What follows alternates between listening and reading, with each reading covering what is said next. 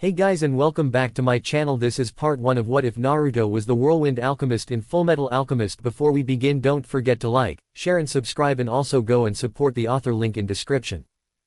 Miyuki's Pa, 4 months before the war. Hello there. I'm Miyuki Uzumaki, the older sister of Naruto Uzumaki. I'm older than him by 1 year. I'm in my late 20s now and I stand at 5.6 feet and unlike my parents I have orange hair color. Naruto says it's because I wasn't as fiery as a redhead like mom was, and that I wasn't as dumb as a blonde, although father was never the dumb one. Sometimes I wonder if my brother is even related to me with the strange ideas he comes up with. Anyways, like my brother, I'm a ninja and pretty damn good one too. I excel at medical ninjutsu. I begged Ba-chan to teach it to me. Ninjutsu. Jiraiya helped me in this area when he came back from training Naruto, and swordsmanship. My Taijutsu is above average but not exactly my strongest point, and I am average at Genjutsu. Even though my brother has the Kyuubi inside of him, I strangely have the Rinnegan, although it didn't activate until I was 17 after my brother's battle with pain, which pretty much puts me in the same level as Naruto now. I married Gaara when I was 20 and he was 19. He wasn't bothered by the fact that I was older than him, and a year later we had our first daughter Mei. She has red hair like Gaara but she has my blue eyes. 2 years later we had another girl and decided to name her Winry. She has my orange hair but Gaara's sea green eyes, and tomorrow she'll be turning 6. My brother married Hinata a year after me and they both have boys around the same age as our girls. Dear Lord help us all if they turn out to be like Naruto. Shikamaru and Temari married too and they have boy twins and a little girl. Kiba and Ino married 3 years ago and they have a beautiful baby girl. But poor Akamaru and Kiba, they have to leave the room when Ino has to change her diaper. The smell is too strong for them to handle. Sakura and Strangely Sai are dating right now and it looks like they're getting serious. Never would I have imagined them being a couple. Neji finally asked Tenten out a year back and it looks like they're on the same road as Sai and Sakura. Lee got married to a girl, I think her name was Amy, very pretty if I might add, around the same time we did, and they have 3 kids. The 2 oldest ones are girls and the youngest is their son, but tragedy stuck and Amy died a year later after giving birth to their son to an unknown disease. Lee was devastated but he still took care of his children. The girls now want to join the ninja academy now but they have the same case Lee had. They couldn't use chakra. Lee decided to put them through the training he went through, but a month later they both collapsed during their training and he found out that they had the beginning stages of their mother's diseases. Sakura was able to cure them but they couldn't over-exercise their body, otherwise they would collapse and possibly go into coma. They were crushed. Not only they couldn't use chakra but they couldn't go through the training Lee went through to become a taijutsu master. I wish there was some way to. Mommy, Daddy, wake up. I awoke to the sound of my 2 daughters coming into our room, jumping on the bed, fully getting our attention. What? Who? Where? I sleepy said, getting out the kunai under my pillow. Miyuki put it away. Yawn. It's just the kids. Gaara groaned. I knew that, I said, putting away the kunai as my girls started to giggle. Alright, why did you wake us up this? Usually we have to wake you guys up. I scooted over to Gaara so the girls could sit on the bed. It's 8, so you're the one waking up late, and don't tell me you forgot. Mei said, shocked. If you think we forgot Winry's birthday then you're mistaken. We knew it was her birthday, we just were tired from our jobs last nights. He said. It was true, he worked really late last night because he was getting the day off today just for Winry's birthday. I also worked late at the hospital last night for the same reason. Sigh, I sometimes really wish that I didn't work at the hospital. They make me work overtime, I swear. What did you guys do last night? Winry asked. Just filing papers and healing people, you know, the usual. I yawned. So are you ready for your birthday party? I asked Winry. Is Uncle Naruto and Auntie Hinata coming? Are they? She asked. Of course they are, Winry. When has Uncle Naruto ever broken his promises? Mei answered for me. But. She's right, Winry, Naruto never breaks his promises. They're defiantly going to be here. I smiled. Wait, even Minato and Alphonse. Ew. They both shouted, sticking their tongues out. To clear things up, Minato is the oldest at 8 years old and Alphonse is the youngest at 7 years old. What's wrong in having them come over? Gaara asked, clearly confused. Because they're boys. The pouted, not giving him a reasonable answer. Okay, how about we go downstairs and I'll cook breakfast. Since Gaara has the day off, why don't we go somewhere before the party starts? I suggested. Food. They cried and rushed down to the kitchen. I blame your brother's genes for making them this hyper. Gaara groaned, getting out of bed and putting on a shirt. So do I, Gaara, so do I. I sighed, fixing my gown and putting my hair into a messy ponytail. We both went downstairs and the girls were already sitting down. Mommy, can we eat ramen? Please. It's my birthday. Winry begged. Ew. Ramen is disgusting, I don't want to eat it for breakfast. Mei argued. That's because Uncle Naruto never took you to the best ramen shop ever. If you ate one bowl you'll fall in love with it. Winry sighed. In the corner both Gaara and I were blazing mad. So that's why she's been craving ramen all the time. Naruto took her out to eat when I specifically told him not to. Naruto, when I see you next time you'll be a dead man. Somewhere in a Suna hotel. Naruto just suddenly woke up, had a feeling of dread, and shuddered. What's wrong, Naruto-kun? Hinata asked. I have a feeling that when we see Winry I'm going to be beaten up by Gaara and Miyuki. I doubt that, unless you gave Winry ramen when they told you not to. She giggled, but Naruto paled at her comment. Come on, we have to wake the kids. Hinata gave him a kiss and left to wake up Minato and Alphonse. I hope you're right. Miyuki's paw. Not for breakfast, honey. Maybe for lunch. I forced a smile on my lips. Oh okay, can we have bacon? We hardly ever have bacon. Sure. Gaara, you don't mind, right? Not at all. In fact, I'm looking forward to it. Yeah, bacon forever, Mei shouted. Then it's settled, bacon it is. I smiled. We ate breakfast in peace, well, as peaceful as it can get. We were lucky that it didn't end up as a food fight like all other birthday breakfast we had since they could talk. This time it was only forks that were thrown by Mei and Winry. We finished in 30 minutes and we decided to go to the park to play for a while. I just hope they won't cause any trouble. On the way there we came across our old library that was going to be torn down in a couple of days and they were selling the books. Hey Gaara, can you take the kids to the park? I want to check out these books. Maybe I can find something interesting to read. I asked him. Sure, just don't take too long. Yeah, otherwise you'll become weird like that old librarian. Mei exclaimed. Reading too much is bad. It makes you hear voices and makes you go to a mental hospital like the librarian. Really? Winry asked. No Winry, that doesn't happen. She's just messing with you. Oh okay. She sighed in relief. Come on daddy, let's get going to the park. Mei cried, running towards the park. Mei, wait. Gaara yelled, running after her with Winry right behind him. I'm getting too old for this, he muttered. As they disappeared from my sight I went into the library and started to look at the books. Okay, since I won't have time to look at all of them, Shadow Clone Jutsu. And 20 of me appeared.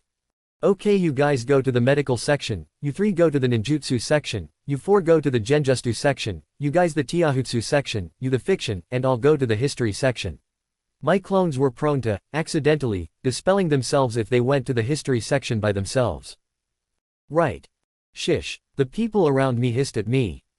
Ops, sorry, I whispered. Okay, so get moving. They disappeared and I went to the history section.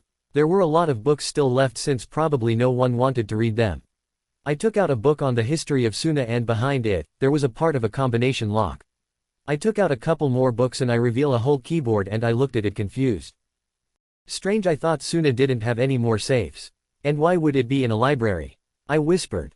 Sigh, but I have no clue what the password is though. I mumbled in despair. Try ALCHEMY, I heard a voice in my head said. Okay, maybe Mei was right, maybe the library can cause you to go insane like the librarian. Who are you? That's for another time, just put in alchemy. Curiosity got the best of me and I typed in alchemy. Great, now I'm listening to voices in my head, how great is that? Gaara's going to send me to a mental hospital when he finds out. When I finished typing it in there was a click and suddenly there was a door that's appeared behind the books and I had to remove at least 4 books just to open it. Here goes nothing, I mumbled and opened the door. Inside of the safe was a book that was covered in at least an inch of dust. So there's no denying that this hasn't been opened in a very long time. I grabbed the book and blew the dust of the cover. The Basic and Advanced Teaching of Alchemy, by. The title was too faded for me to read. Alchemy. I never heard of that before. I guess I'll have to ask Gaara to see if there are any reports of this alchemy in Suna. I guess I should put it back, a little peek won't hurt, would it? I opened the first page and quickly scanned the page. The basic of alchemy is to deconstruct and reconstruct raw materials and turn them into objects.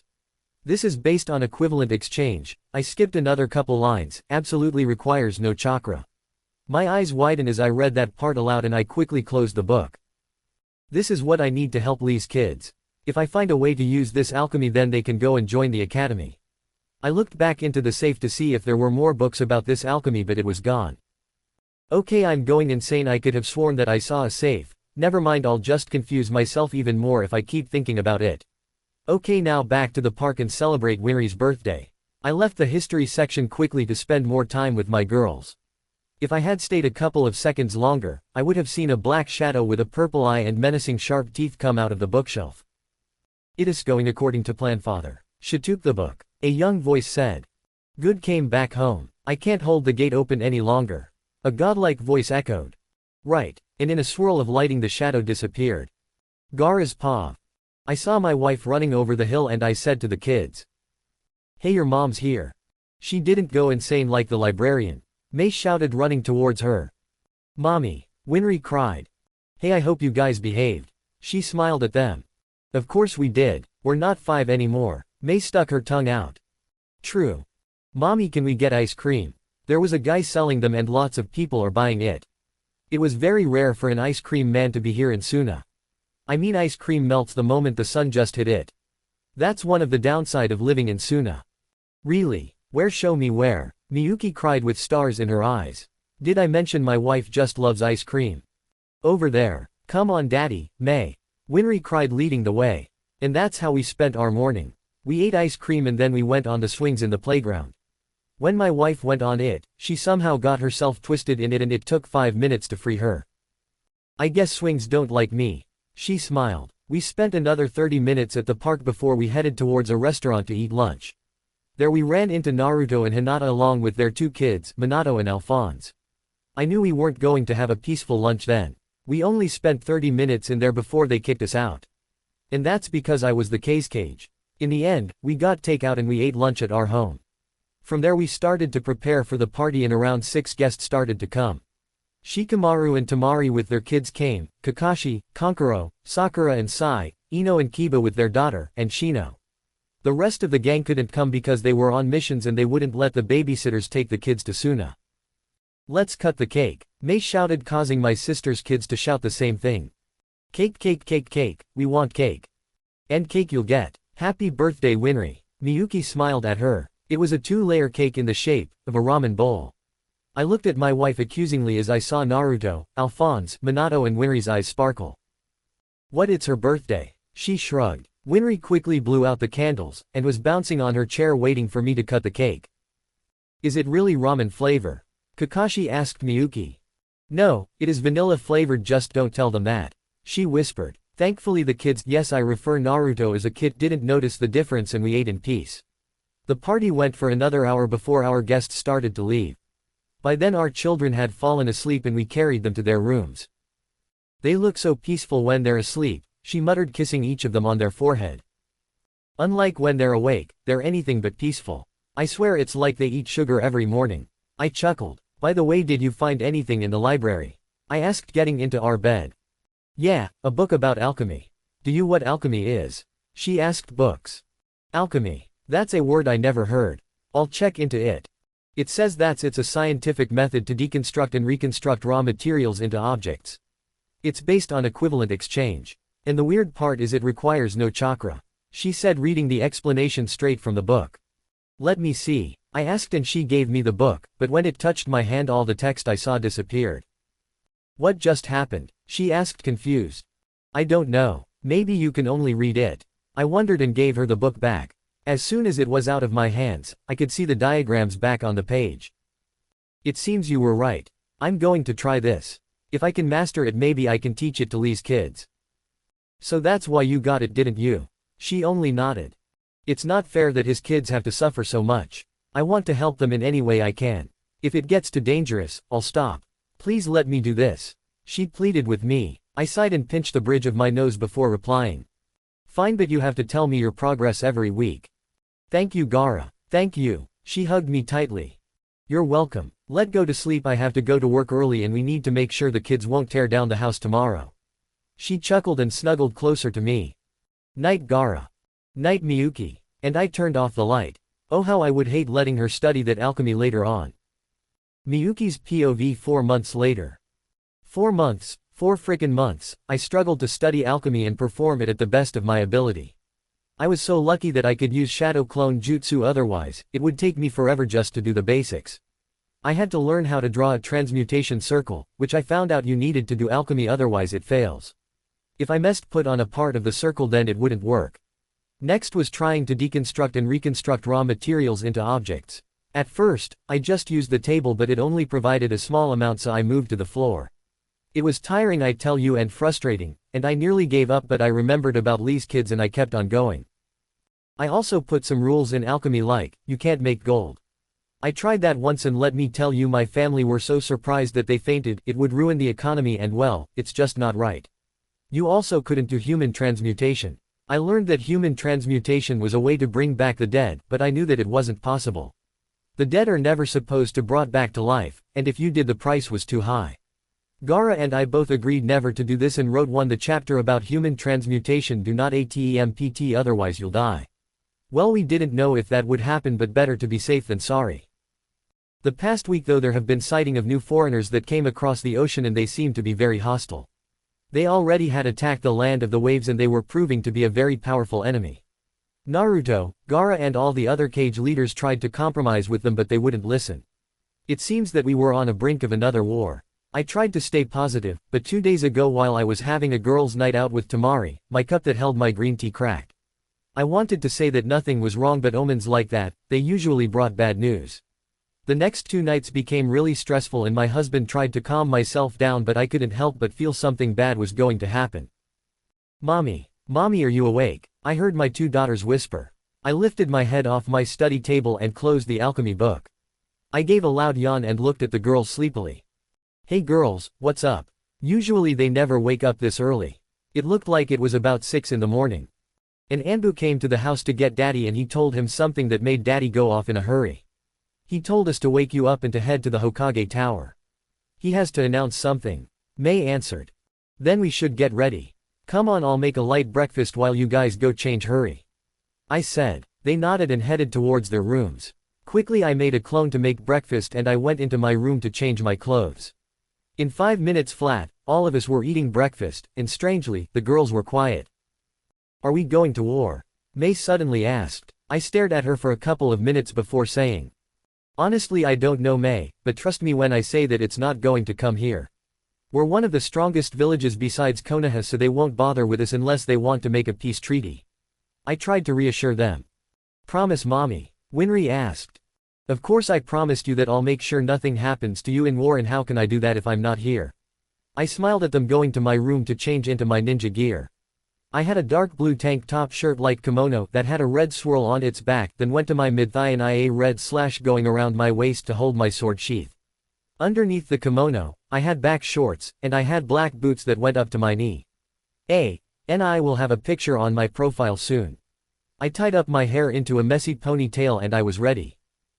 Okay guys, I have to leave now. The clone will take you to Baki's house. I said, grabbing my bag out of the clone's hands and kissing each girl on the forehead. Now stay out of trouble and I'll be back before you now it. I smiled at them. I love you, Mommy. Came back safe. They cried, hugging me as tightly as they could. I will. Bye. I said, exiting from my house. If I knew that this was the last time I would see my girls, I would probably never had left. I was standing in front of my village's gate along with another 30 shinobi, including my friends Shikamaru and Tamari, waiting for Gaara's orders. From the last message we got from the Hokage, it seems that the survivors had already started their way to Suna, and that was 2 days ago. They're only a day away, maybe a little less. There might be injured ones. Your missions: rescue the survivors, heal the injured, and come home safe. Hi, we all shouted. Good luck to you all. He stepped aside and we launched out of the village, but before I could, he grabbed me and gave me a passionate kiss lasting about 30 seconds. You better come home, Miyuki. He whispered. I will. Make sure the kids know that too. If I'm for some crazy reason captured, I'll find a way back to you. It's a promise of a lifetime that I'll come home. I held out my fist and he bumped it. I turned around and rushed off to catch up with my team. Be safe, Miyuki. Gaara whispered, and he turned around back to his village. Too bad neither of us knew that we were never going to see each other ever again.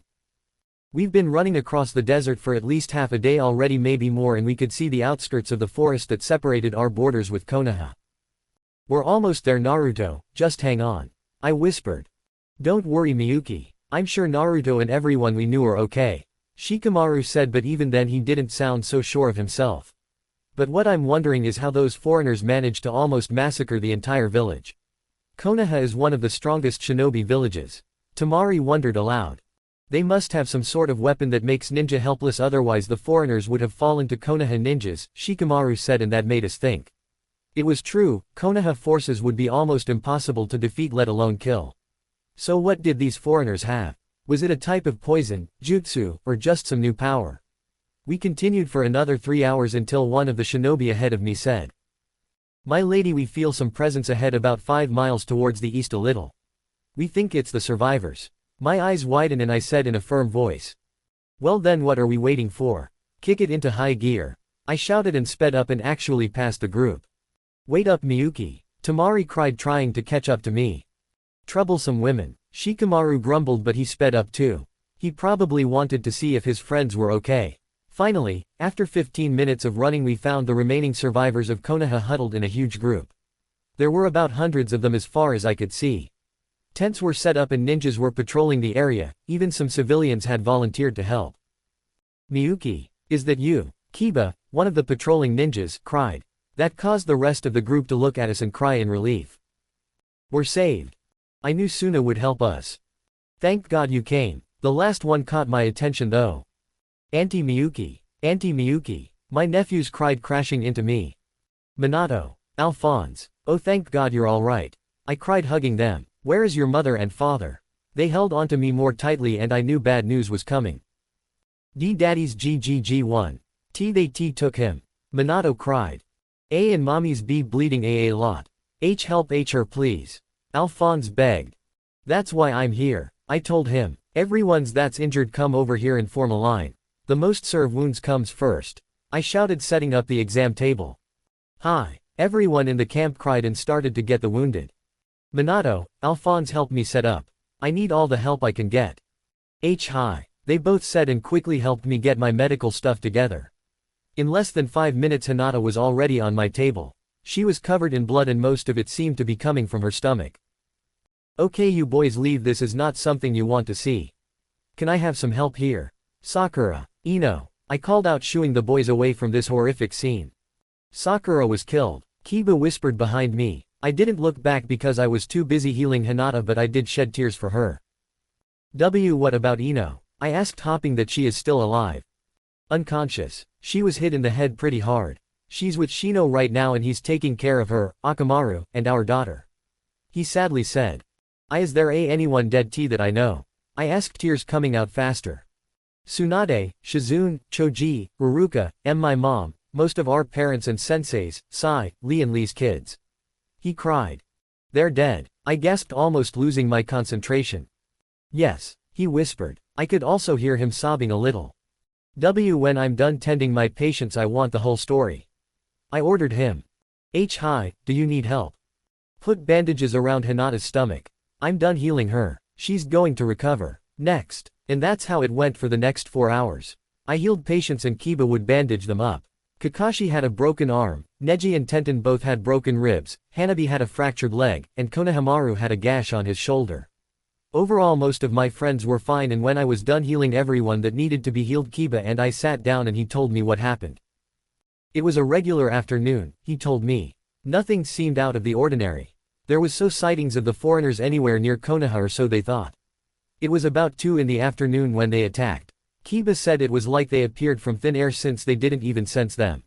How they couldn't was a mystery to them. They knocked down the gate using some kind of jutsu, he said. It was just a flash of lighting and then the gate was gone.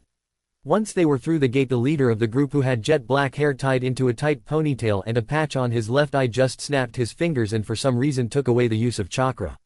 Because we couldn't use chakra we were at a huge disadvantage. Many ninjas were falling at the entrance, and the foreigners came into the village and started to kill the civilians.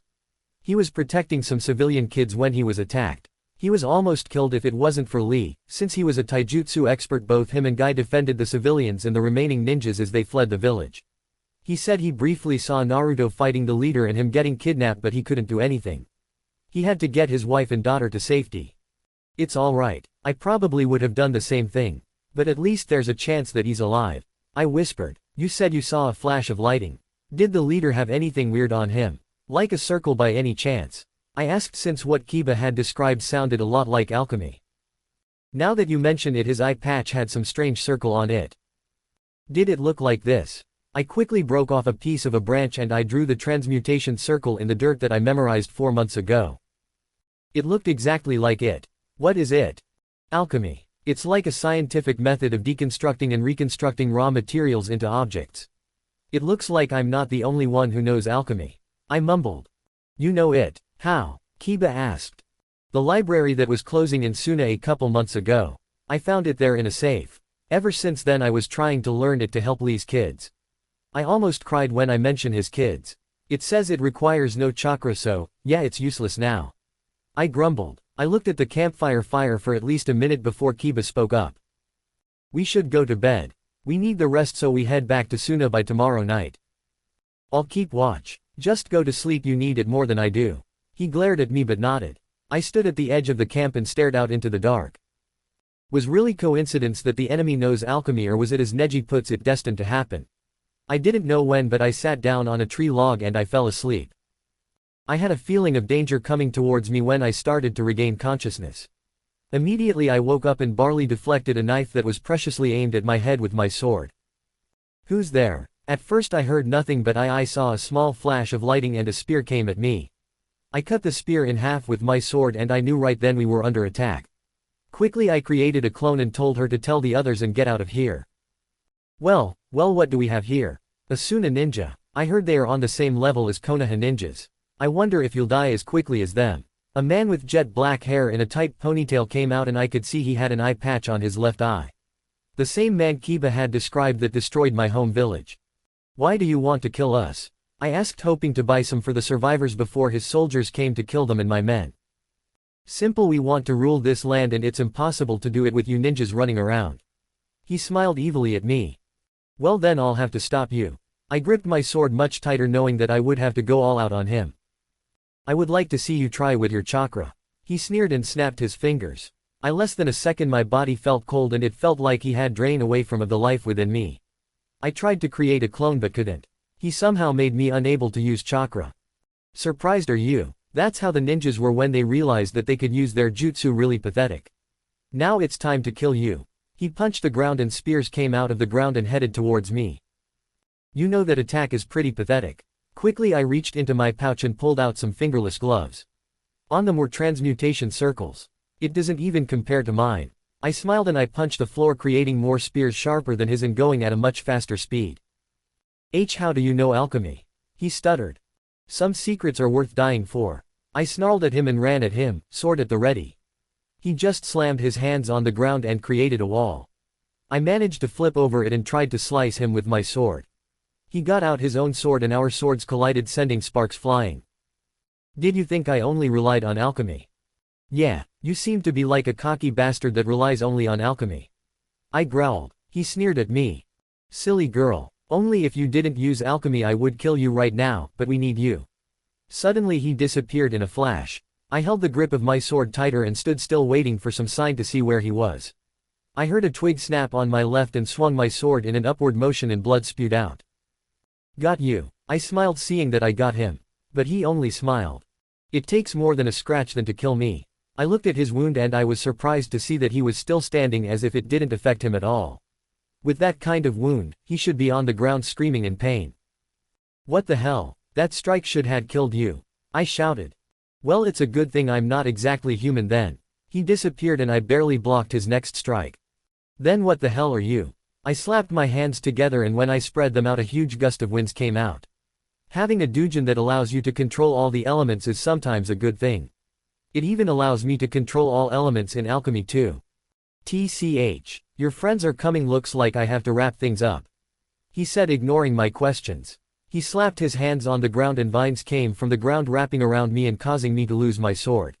Slowly it started to cover my head and the last thing I saw was that bastard smiling at me. Miyuki, Miyuki, wake up. I woke up to the sound of a familiar voice. Slowly I opened my eyes and I was greeted by a blur of yellow. Come on Miyuki, wake up. My vision started to clear up and I could clearly see my brother over me and I could see he had worry all over his face. Naruto. I croaked out. Oh, thank God you're all right. And he gave me a bear hug with the strength of Ba-chan. Naruto C can't be breath. I gasped out. Oh sorry. And he let go of me. I coughed back some air into my lungs and then finally I asked. Where are we? Naruto's face turned serious.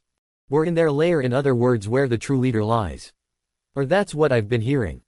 True leader? What do you mean? Oh how nice to see that our prisoners are awake. Take them to the master's chamber. It's time, the eye patch guys said to the 4 soldiers behind him. Right, and they headed towards us. Don't you dare touch my sister. Hey, get off of me. Run Miyuki run. Naruto struggled against 2 soldiers. Naruto, get off of me. I yelled, punching, kicking and even biting the soldiers that came near me. Sigh, now we have to do this the hard way. The eye patch guys said. Hey, I still don't know his name yet. Quickly he came behind Naruto, pulled his arms behind him and drew his sword so that it was positioned at his neck and any movement could kill him. If you don't come peacefully, let's just say we'll have a headless body here. He threatened. I immediately stopped and glared at him. Miyuki, it's not worth it. Run, get Ara. Eye patch decided to pull his arms even further back and drew a little blood from his neck. Shut up, brat. Okay, I'll do it, just leave him alone. I cried. He only smiled and motioned me to come with him. He pushed Naruto in front of him and I followed behind, his soldiers behind me just in case I did something stupid. He led us down a spiral staircase that seems to go on forever. The only light we had were the torches that lined up on the walls. After about 20 minutes of walking down the stairs, we stopped at a door. Open it, Eye patch ordered one of his soldiers to do. He nodded, and when he opened the door we were greeted by an old man with long white hair, and he almost looked like Old Man. The 3rd Hokage. Is this the one who can bring back our leader, Scar? He asked. Yes my lord, this is the woman who knows alchemy more than I do. Alchemy? What the hell is alchemy? Hey, watch where you're putting the sword. I turned around and saw that my brother was brought to his knees and more swords were presented at his neck. Hey, leave my brother alone. I believe I can't do that. If we let him go then we can't make you do human transmutation. I froze when he said that. Human transmutation? Are you out of your mind? It's impossible to do. I yelled. What's human transmutation? My brother asked. It's another way to bring back a human from death. He said, smiling insanely at me. And you know it's impossible to do. Why can't you use the eye patch guy? He can use alchemy. But you have more experience than him, and not to mention you have read how to do human transmutation. He sneered at me. And if you don't cooperate then we'll just kill your brother. He nodded to the guards holding Naruto, and one of them had a deeper cut than Scar to show that they weren't kidding. Alright, I'll do it, just don't kill him. Please, I begged. Very well, come, we have the preparations ready. He led me towards the back of the room where there were curtains. He motioned his guards to open it, and when they did, I saw that they had the transmutation circle already drawn, and all the ingredients needed for it. 35 liters of water. 20 kilograms of carbon. 4 liters of ammonia. 1.5 kilograms of lime. 800 grams of phosphorus. 250 grams of salt. 100 grams of niter. 80 grams of sulfur. 7.5 grams of fluorine. 5 grams of iron and 3 grams of silicon A, and I'm not so sure if it's right or not, but I think it's pretty close. You knew I would do it, wouldn't you? I accused him. He only chuckled. Yes, we heard rumors that you were very close with your brother and would do anything to save each other, so we devised a plan to raid his village and take him by force. We knew you would come to his rescue. I growled at him, knowing that he had his facts right. So shall we begin? Who am I trying to bring back? I sighed, knowing that they did have the advantage. Our dear leader, whose power was greater than all of your villages put together, and with him back alive we can rule the world. He threw me photo of a man that reminded me too much of Orochimaru, but he had blonde hair instead and his eyes were blue. You're crazy, you know that. Don't do it, Miyuki. Naruto yelled across the room. Make him quiet, the old man yelled. With a flick of Scar's hand my brother was unconscious. So please begin or he'll pay the price. He threatened and walked a couple of feet away. This is probably the most stupidest thing you've ever done, Miyuki. I mumbled to myself. Now normally I wouldn't have done this at all. I would be fighting to get out right now, but no, they had to capture my brother and use him as a hostage. Damn it all. I walked to the center of the circle. I bit my thumb to put some blood into the sodium and went back to the edge of the circle. Get on with it, the old man yelled. Okay. I mumbled and I slapped my hands on the ground and the transmutation began. Lighting surrounded the circle and a strange feeling came over me, telling me to run away, as if something worse than death was coming. Suddenly in the middle of the circle, an eye just like my Rinnegan, came out and along with it black hands. They came towards me, grabbing me and pulling me towards the center. I don't remember much after that, but I could vaguely remember my brother yelling my name out, the foreigners cheering in joy, and I could feel the pain the hands brought.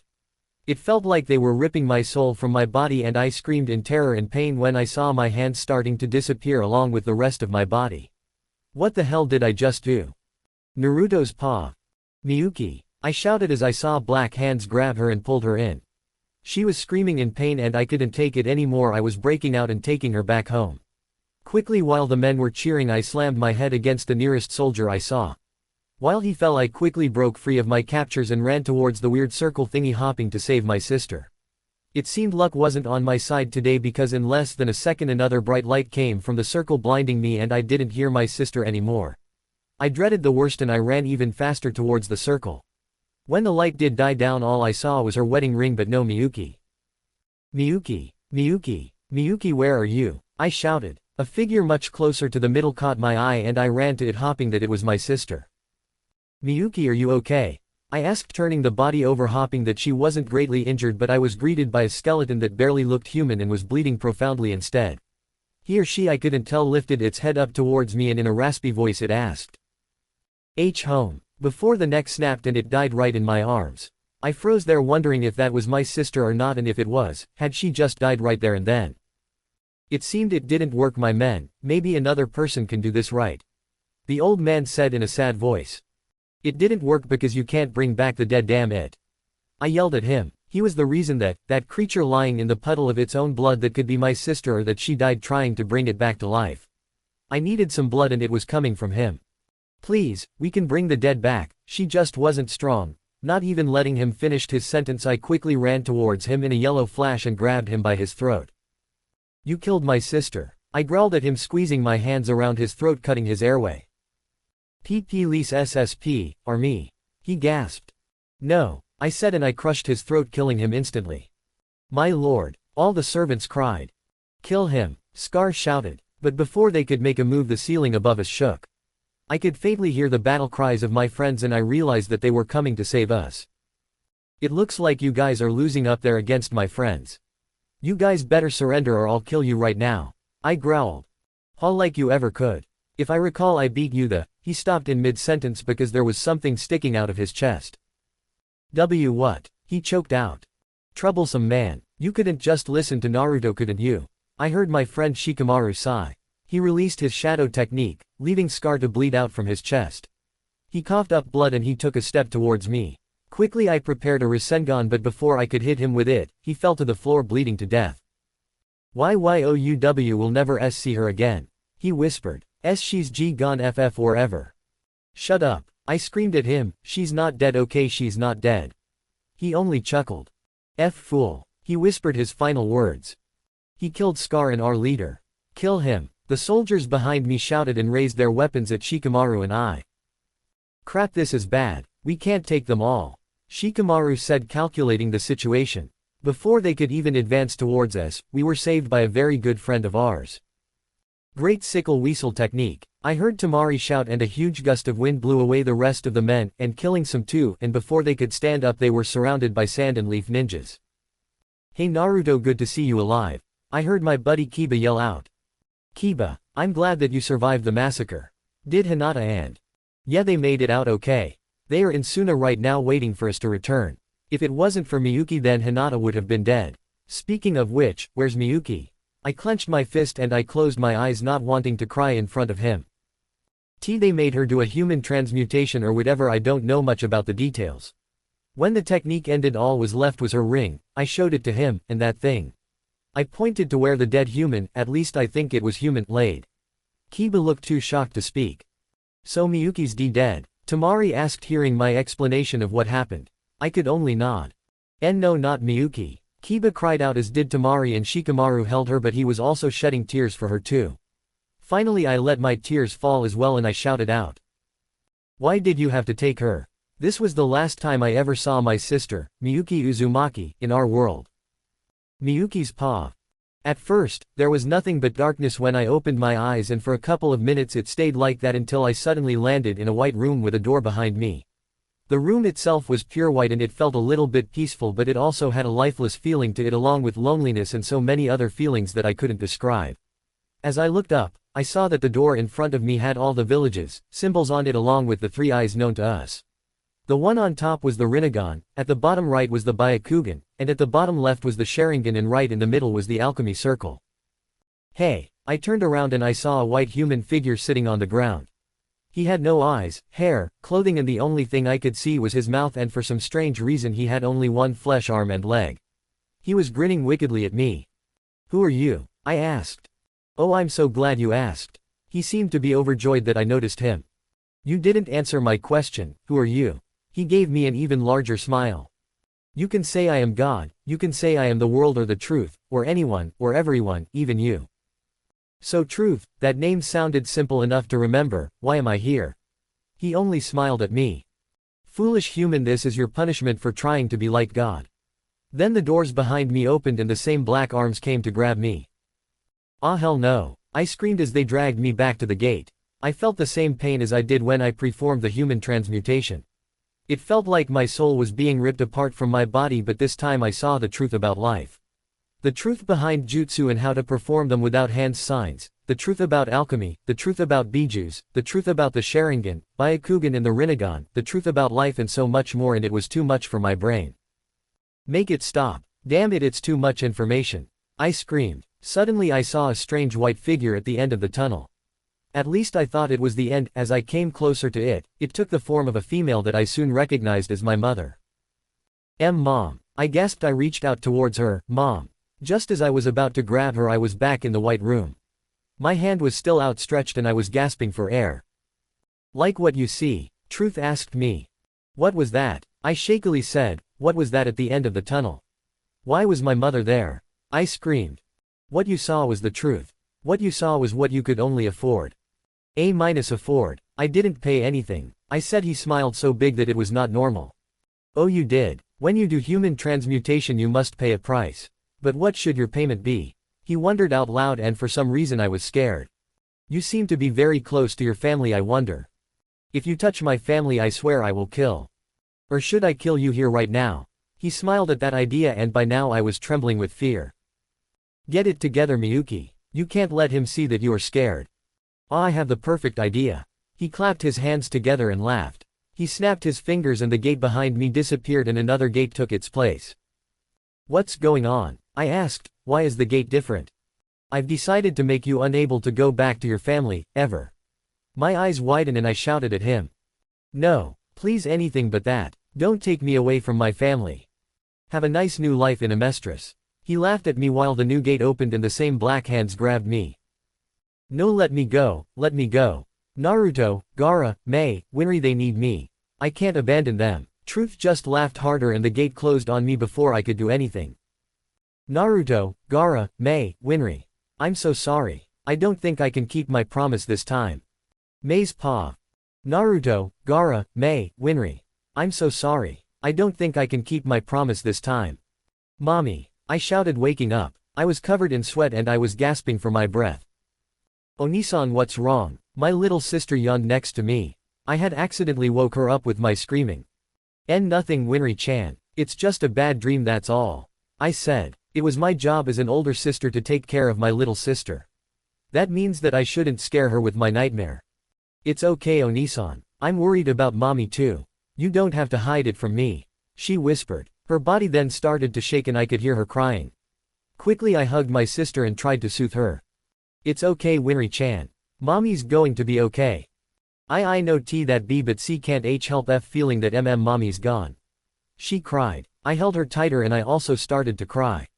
"I know. But mommy made us a promise. She never breaks a promise."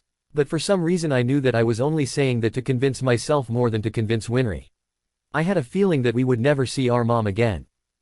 Morning came quickly and we heard Baki-sensei knock on our door. "Get dressed, kids. I have breakfast ready." "Hi." We both groaned. Slowly we unwrapped ourselves from each other and went to change. I put on a white t-shirt and black shorts. Winry decided to put her blue tank top on along with her black shorts. After getting dressed we rushed down to the kitchen. Baki-sensei gets real mad when we don't come down quick enough and sat at the table along with our cousins Edward, Ryu, we call them the Double Trouble twins, and Karura. Temari's kids. Baki-sensei had cooked us pancakes with eggs, sausage, and bacon. We all ate in silence though, we were all worried for our parents' well-being. After eating breakfast, we went to watch TV in the living room, not bothering to do anything at all. Daddy still hasn't come to pick us up yet, so that must mean there's lots of paperwork he has to do. Around lunchtime, though, there was knock on the door. Daddy. Both Winry and I cried, hoping that our father would rescue us from this boredom. Baki, open up. We need your help. An unknown voice shouted behind the door. All of us stood up but sat back down when we saw the look Baki-sensei gave us.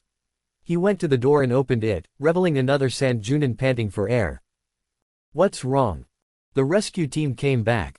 We're needed to help them get to the hospital and any other places to shelter them. Mommy.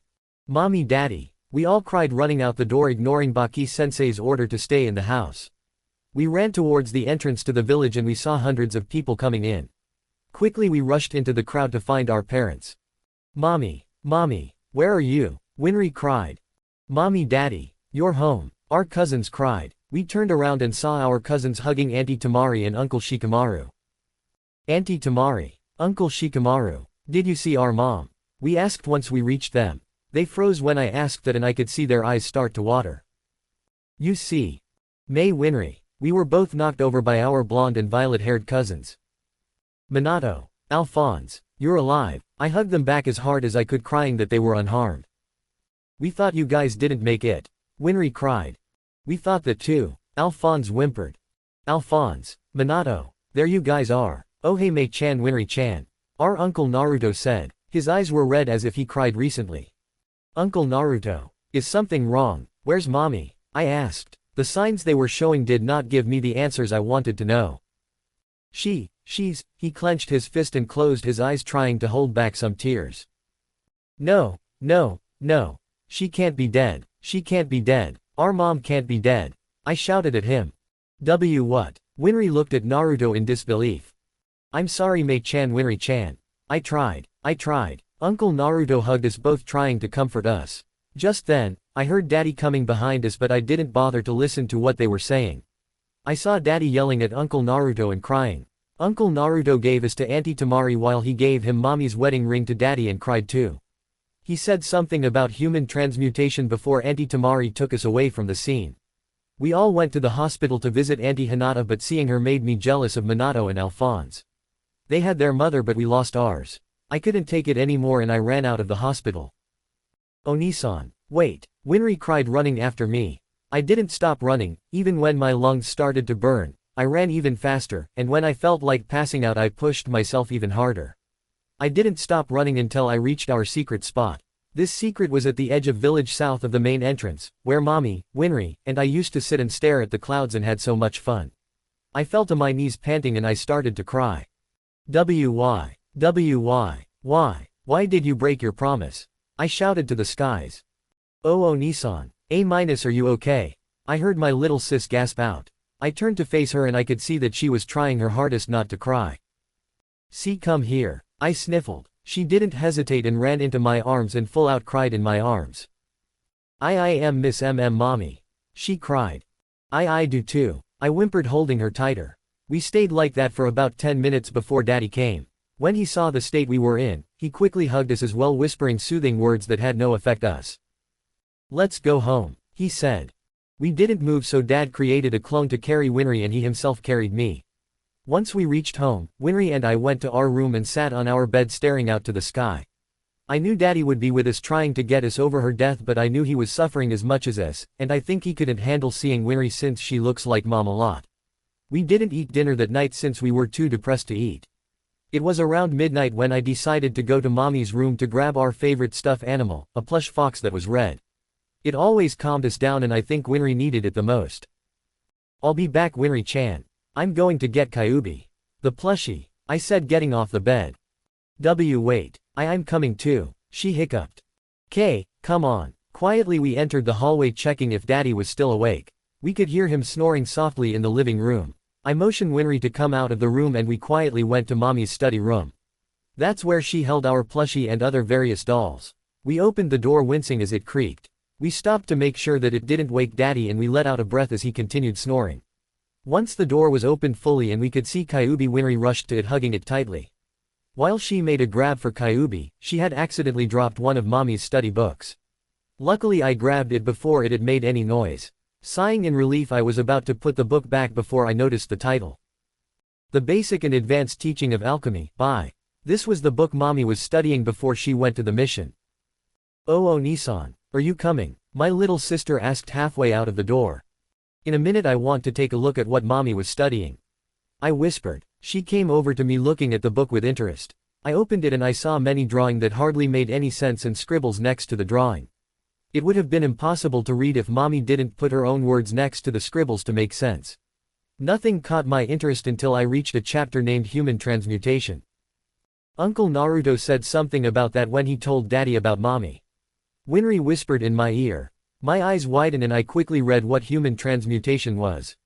"So basically Mommy tried to bring someone back to life," I sadly said. "And died trying," Winry finished for me. I continued to read, refusing to believe that human transmutation could kill someone. As I tried to make sense of the words on the page, I came across a sentence that made my day. "Winry-chan, look, here it says that people don't die doing human transmutation. They said they get a punishment instead," I said. "So what does that mean? Mommy's still gone." Winry's eyes started to water again. "Her punishment was death." "I don't think so. If Mommy died, then they would have brought her body back, not her wedding ring." "So that means she disappeared. But how, where?" she asked. "We are going to have to do a lot of reading to find out. This may be our chance to find Mommy and bring her back home." "Are you with me?" I asked her. For a moment, she looked a little uncertain, but she gave me a determined face and nodded. "Good. Starting tomorrow we'll study alchemy and find a way to bring back Mommy."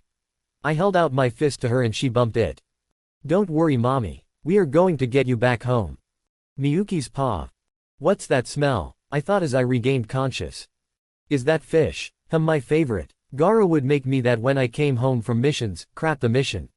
I was wide awake now and I quickly sat up to see where I was. As I looked around, I noticed I was in a forest.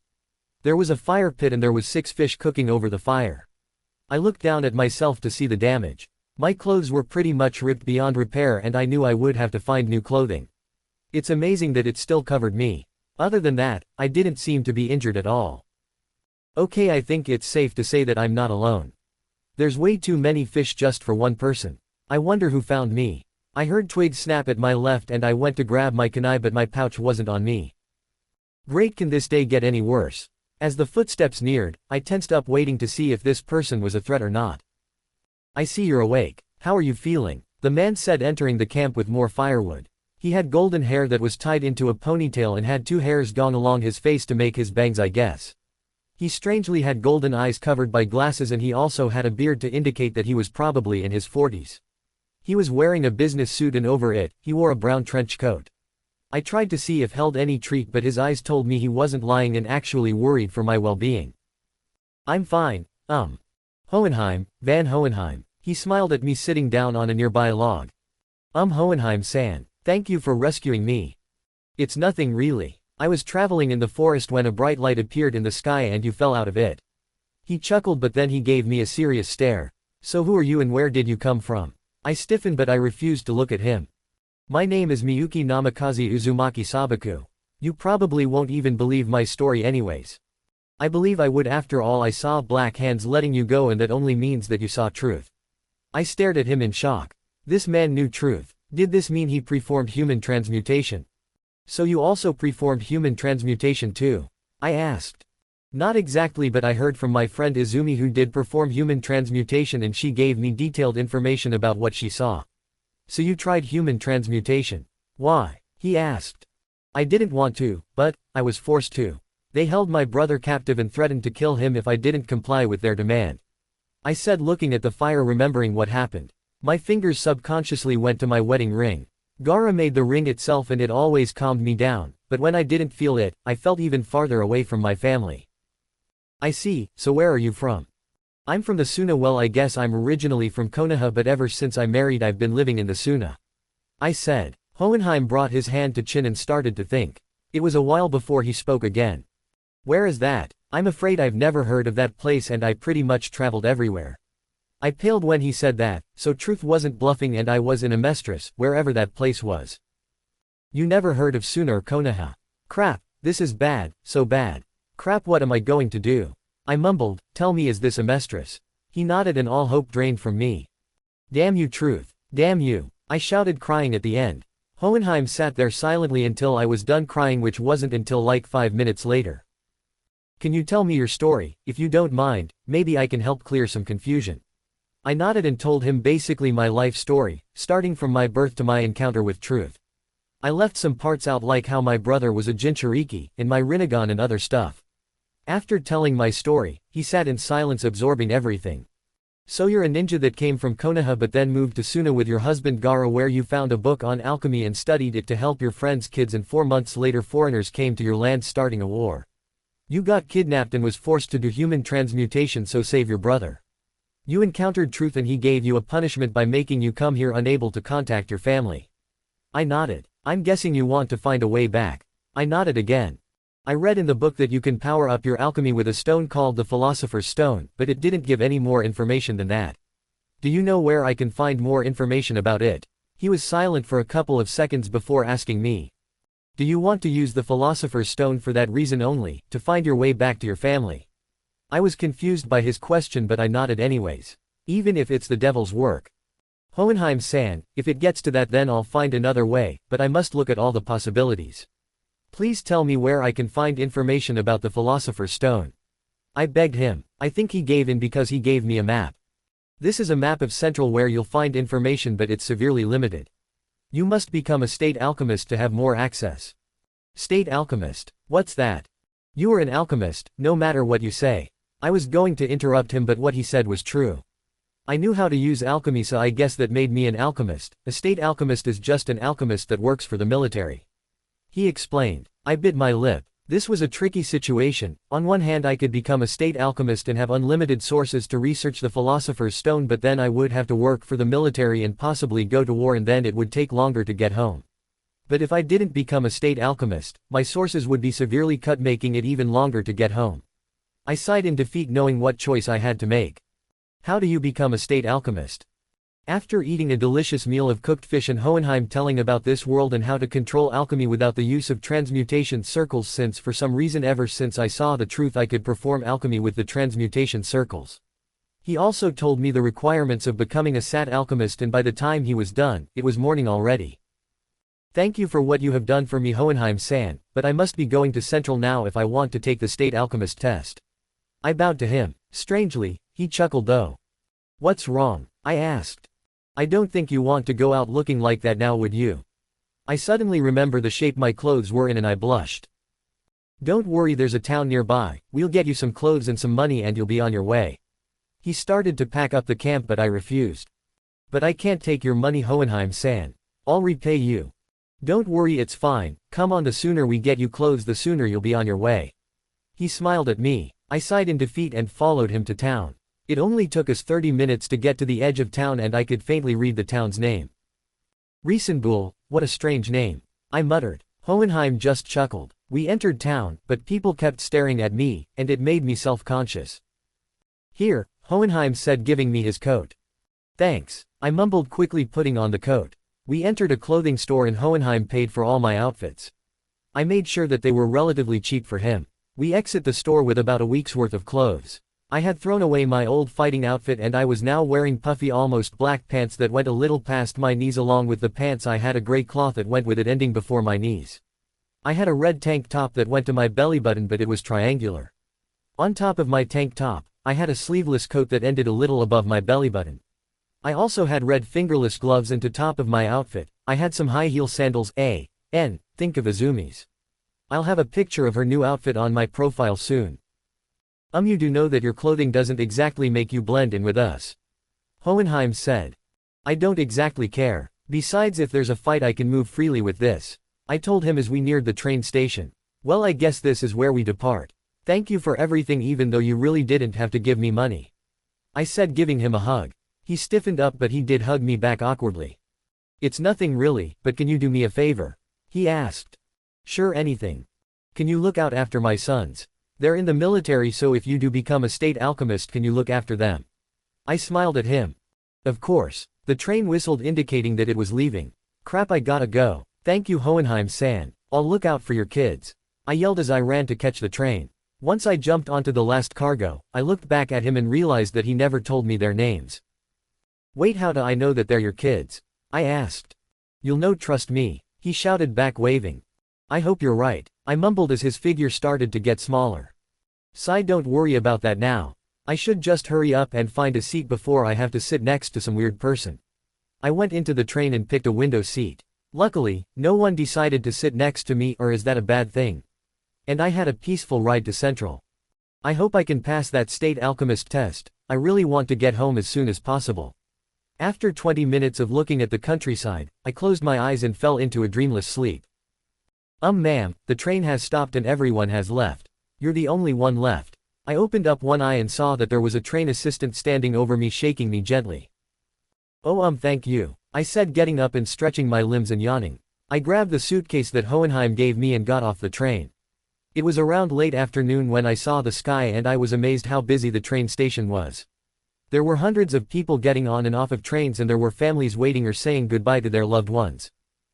Well, standing here is going to get me nowhere. I first have to find a place to stay, probably a cheap hotel. I looked at the money and I winced a little. Okay, a really cheap hotel if I want to keep myself feed. I looked around the streets and I paled even further. How am I going to find a hotel if I don't even know where? Wait, Hohenheim's map. Thank you, Hohenheim-san. I searched my pockets and finally I found the map. Okay, so the nearest hotel would be about, no, that's too far from the military. What about, no, that's too close. Aha, that one seems close enough to the military, the general store, and other stores. Let's just hope it's cheap, I muttered, walking towards my destination. As I walked in the city, I made mental notes about the city, the people, and some escape routes if it was needed. I also saw some military personnel walking around the city. These uniforms are crappy. I hope I don't have to wear one, I muttered as I passed yet another military officer. The color was all right, but the uniforms made it look like the guys were wearing skirts. Don't they have any dignity? I made it to the hotel before the sun had set, and the hotel was relatively cheap. I don't feel like eating dinner. I'll get something in the morning, I'm too tired, I muttered, and I fell asleep on the bed. It was about 7 in the morning when I woke up. It was a bit too early for any restaurants to open or supermarkets. So after getting dressed, I decided to go to the military to see how to sign up for the state alchemist test. After locking the room and making sure I had some cash on me, I went to the military. I wonder how they'll react when they hear I want to be a state alchemist. I chuckled. It only took me about 20 minutes to get there, and I was glad that the main office was open. When I entered the building, there was a military man already there. He had black hair with white gloves that had transmutation circle on it. At first, I thought he was here on business, but I saw that he was flirting with the receptionist. I couldn't see his face, but I was pretty sure it had an arrogant smirk on it. I was pretty sure with his posture and the lady giggling he was either a pervert or a player or both. Hee, you're so funny, Roy. She giggled. Yup, he was both. Excuse me. I coughed, interrupting their moment. That got the woman out of her schoolgirl phase and asked me. Yes, can I help you with something? Yes, I was wondering, where can you sign up to be state alchemist? State alchemist? Why would such a pretty lady like you want to be a state alchemist? Roy asked, smirking, thinking that his charms would work, but he doesn't know that I hate perverts and players. I have my reasons, I told him. He frowned, and I guessed he wasn't used to having ladies turn him down. I looked back at the woman and smiled. So what do I have to do? Fill out these papers. This is the first step of getting accepted. If you do get accepted, you'll get a call and tell you when the test is. She said, giving me a bunch of papers and a pen. I have no clue what you have to do to become a state alchemist, so sorry if it sounds crappy. Thank you. I then went to take a seat and started to fill out the papers. Okay, first name, Miyuki. Last name, I guess I'll go with Sabaku. Middle name, I'll combine the two, Namikaze Uzumaki. So Miyuki has silence of the deep snow. Tell me, are you from the north? Roy asked, sitting next to me. Haven't you ever heard that curiosity killed the cat? I told him, not looking up from the papers. Yeah, but not knowing it drove it insane. He replied. He was good. Only Gaara and Naruto knew the comeback. I stayed silent and continued to fill out the papers. After a couple of minutes of him continually asking questions, I snapped. Okay, can you please just leave, damn it. I yelled at him, letting some killer intent leak. I saw that he was momentarily scared, but he regained his posture and gave me yet another arrogant smirk. I'll stop bugging you if you have dinner with me, he said suggestively. Date of birth, October 10th. No, I bluntly said. Why not? He asked. Age, .28. Because I have things to do later. Just then M's stomach decided to show itself and growled. Well, what about breakfast? It's on me, he smiled. Well, if it's on him then it's okay. It's time to show him that Uzumakis have endless stomachs, so he better hope he can afford to pay. Fine, but you must leave me alone for the rest of the day. I sighed, signing the papers and giving them into the woman. Thank you, I hope you get accepted. There are no state alchemists that are girls, so it would be a nice change. I hope so too. Well, thank you, I said, leaving the building. I had to scowl when I saw Roy opening the door for me, smiling. Wipe that smile of your face. I only agree to this because you're paying, I growled, pushing past him. That's fine, now let's go, I know a great place to eat, he said, grabbing my hand and dragging me towards the opposite direction of my hotel. After a couple of minutes of walking, we came to a nice-looking restaurant. Once we were inside, we were immediately seated. By girls, my guessing it was due to his status, but when the girls started to giggle, that thought went out of the window. So who are you? I've never seen you before, Roy asked once the giggling girls left. Miyuki Namikaze Uzumaki Sabaku, I said. I know you are Roy, and other than being in the military and being an alchemist, who are you? I asked. He gave me a smirk. I'm the Flame Alchemist, and the rest of my life is pretty boring. I wouldn't want to bore you with the details. He wasn't giving away any information, so neither was I. Just then, the waitress came asking for our orders. I smirked. Roy was going to be in for a big surprise. Yes, I'll have. That was probably the best breakfast I ever had, I smiled as I drank my coffee. Roy only looked at me with shock, and I could hear him mumble. How the hell can a girl eat so much? Well, Roy, thank you for the breakfast, and I'll see you never. I smiled, getting up from my chair. Before I could even take one step, there was a picture of a little girl and her mother, I presume, shoved into my face, forcing me back to the chair. Isn't my daughter just so cute? A man who probably held the photo shouted. Hughes, don't go shoving your daughter's picture at everyone's face, Roy said, clearly annoyed. So Roy knew this man and he knew how to get under his skin. I think I like this guy already. Sorry, but she's so cute, Hughes cried. After a couple of seconds of exaggerating over his daughter, who I found out was named Alicia, who was turning 3, he realized I was there and introduced himself. Oh sorry, where are my manners? I'm Maze Hughes, Roy Mustang's friend. He held out his hand for me to shake. I finally had a good look at him. He seemed to be around the same age as Roy. He was tall and lean, was in the military outfit, had somewhat of spiky hair and a little beard growing. He, like Hohenheim, had glasses that made him look wiser than he appeared to be. Although that look is gone when he mentions his daughter, they just make him look like a goofball. Miyuki Namikaze Uzumaki Sabaku, it's very nice to meet you. I smiled at him. Maze suddenly got a sly smile on his face. He turned to Roy and asked. So you finally found a girl to settle down with, huh? What? We both shouted. We were both red in the face, but mine was due to anger. Are you crazy? I shouted at him, making him fall to the ground. I would never date this bastard. I only agreed to come eat breakfast because he was paying. Ow, that hurts. But you sure picked a feisty one. Maze smiled. I got even angrier, but before I could punch him, Roy beat me to it. That's enough, Maze. Now go before I decide to burn you for your stupid comments, Roy hissed. But you really should settle down, I mean you're out. We both shouted, effectively knocking him out of the restaurant. Roy then sighed. I'm sorry about that. Maze is really a nice guy, but he does sometimes get under your skin, he mumbled. Strange, this was a different side of Roy I didn't know. It looks like there's more than meets the eye when it comes to him. Roy then reached to his pocket and started to pay for the meal, but I stopped him. I guess he wasn't a full-time bastard, so I should be a little generous. Hey, let me pay for half. No, I offered to pay you, so that means I pay for all of it, he argued. With the amount I ate, you'll be broke for a month, so just let me pay half. 1/4. Half. 1/4. Half, or I'll pay for all of it, I argued. I didn't even notice that while we were arguing we gotten closer to each other and now our forehead were almost touching. We glared into each other's eye before Roy finally sighed. Fine. I smirked in triumph and paid for half of the meal. We were exiting the building when Roy stopped me. Why were you nice back then? I thought you would have made me paid for all of it. That was the plan originally. But I saw that you're kind of like an onion. You have many layers and I only saw the top layer at the office, but when Hughes left I saw some of the real you. I like to know the real Roy before I judge you, so I decided to be nice a little. I said, pushing past him. You shouldn't judge someone if you don't know the real person. I smiled sadly, as I remembered meeting Gaara. At first, I thought he was a bloodthirsty monster, but underneath all of the pain, he was really a misunderstood person. After he opened up and I saw the real him, I fell in love. And now I'm far away from home, away from him and my children. My eyes started to water, but I refused to let that bastard see me like this. He didn't say anything and I figured I should leave, but he grabbed my hand. Are you okay? I took a couple of deep breaths before I looked at him and smiled. Perfectly fine, but I really should get home. Thanks for breakfast, see you never. And I ran off to my hotel, not even bothering to stop when I heard him call my name. I reached my room and I ran to my bed crying my heart out. Gaara, Mei-chan, Winry-chan, Naruto. I miss you guys so much. I sobbed. I fell asleep and I didn't wake up till the next day. Life is going to be so hard without you guys at my side. But I promise I'll find a way home.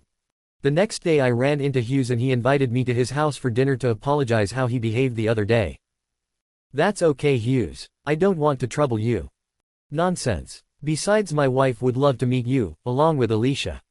I cringed inside. Once he said that name I knew I was about to be bombed with pictures of his little girl. Isn't she so cute? And there was the bomb. I smiled weakly at him. Yeah, but. And my wife's so cute too. And he shoved another picture of his wife in front of me. Yes. They're both so cute. If you stop talking about your wife and daughter, I'll eat dinner with you guys, alright? I shouted at him. He stopped and smiled at me. Damn it. It was part of the plan to get me to go to their house. Okay, here's the address. Dinner will begin at 7, so come early so we can have time to talk. And he walked away. I hate him. I mumbled and walked towards the opposite direction. I spent the rest of the day exploring the city and I found out some interesting thing. For instance, a prosthetic limb was called an automail and it worked as if it was a regular limb. The only difference was that it was made out of metal and it was a nuisance if it was too hot or it was raining. There was some weapons store, but instead of selling kunai, exploding tag, seals, ninja wire, and swords, they sold guns and some knives. I learned a little about guns and they offered me one, but I denied. I prefer my kunai and sword, which I have to remake now. When it was around 6, I started to head towards Hugh's house. It was close to my hotel, so I decided to change my clothes. I put on some jeans and a black one-sleeve blouse. I stayed with my sandals because I didn't have any other shoes. When I reached their apartment, I knocked once before a beautiful brown-haired woman opened the door. She smiled warmly at me and said, "Oh, you must be Miyuki. Come in, we have been expecting you." And she led me inside their home. On the couch there was an adorable little girl sitting and looking at me with curiosity. "Yuyuki-chan." She smiled and made her more adorable. I couldn't help myself and cried, "You're so cute," and hugged her and she just giggled. She reminded me too much of my daughters when they were this age. "I told you so," Hughes said, coming from the kitchen with a wide smile. "Daddy," she cried and ran into her father's arm. He lifted her up and smiled at me. "This is my family, my adorable Alicia." He tickled her and she laughed. "And that's my beautiful wife Garcia," he said, pointing to the brown-haired lady. "It's very nice to meet you," I said, bowing to them. "It's nice to meet you too.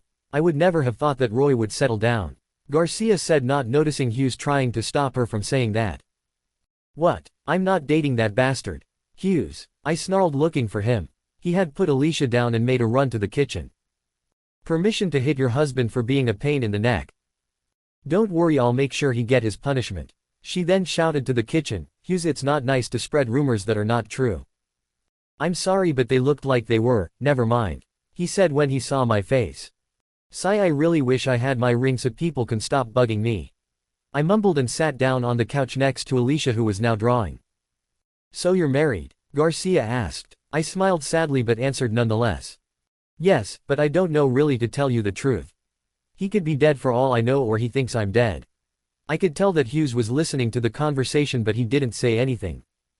"Oh, I'm sorry for bringing it up," Garcia apologized. "It's okay, I just need to try to move forward." I forced a smile on my face. Hughes then called from the kitchen. "Garcia, I need some help cooking the dinner."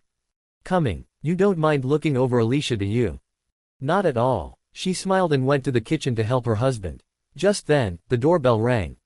Miyuki, can you get? Don't worry, I got it, I said to them before they could finish their sentence.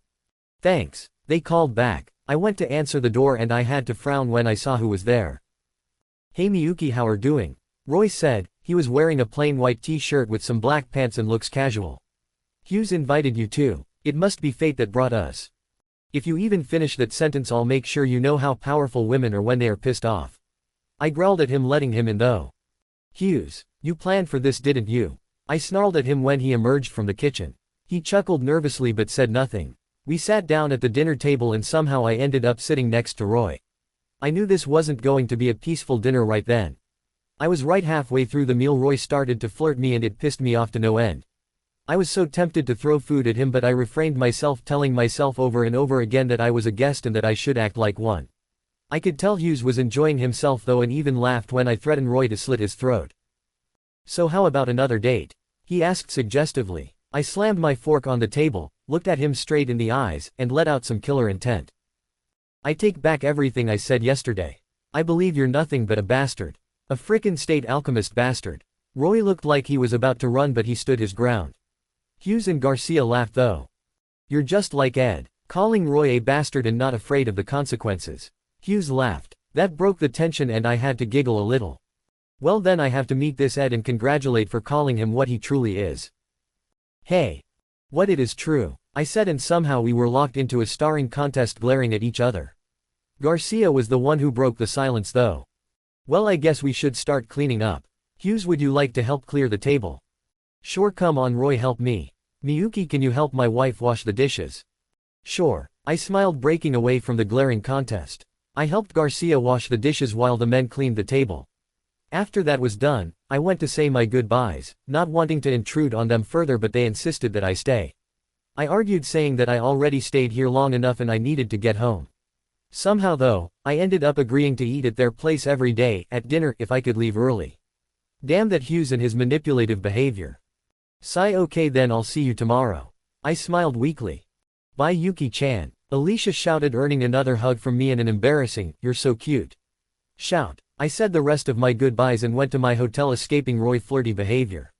When I was in my hotel room, I changed into my pajamas and cried myself to sleep when memories of my family came back to haunt me in full force. Gara, I miss you so much. Life's not the same without you. That's pretty much how my life went for the rest of the week. I would wake up from crying and go either downstairs to eat breakfast, buy stuff from the market to make my own meal, or go to a restaurant. At night, I would go to the Hughes house to eat dinner and play with Alicia. It's not really that bad, but Roy would somehow always find me and try to flirt with me or try to get a date. Can't the military give me a call or something? I growled into my pillow. Today I had decided to stay in the safety of my hotel room to avoid Roy, and I was bored out of my mind. I already tried to play chess with my clones, but it lasted too long since we both had pretty much the same idea. Suddenly, as if answering my prayers, the phone in my hotel rang.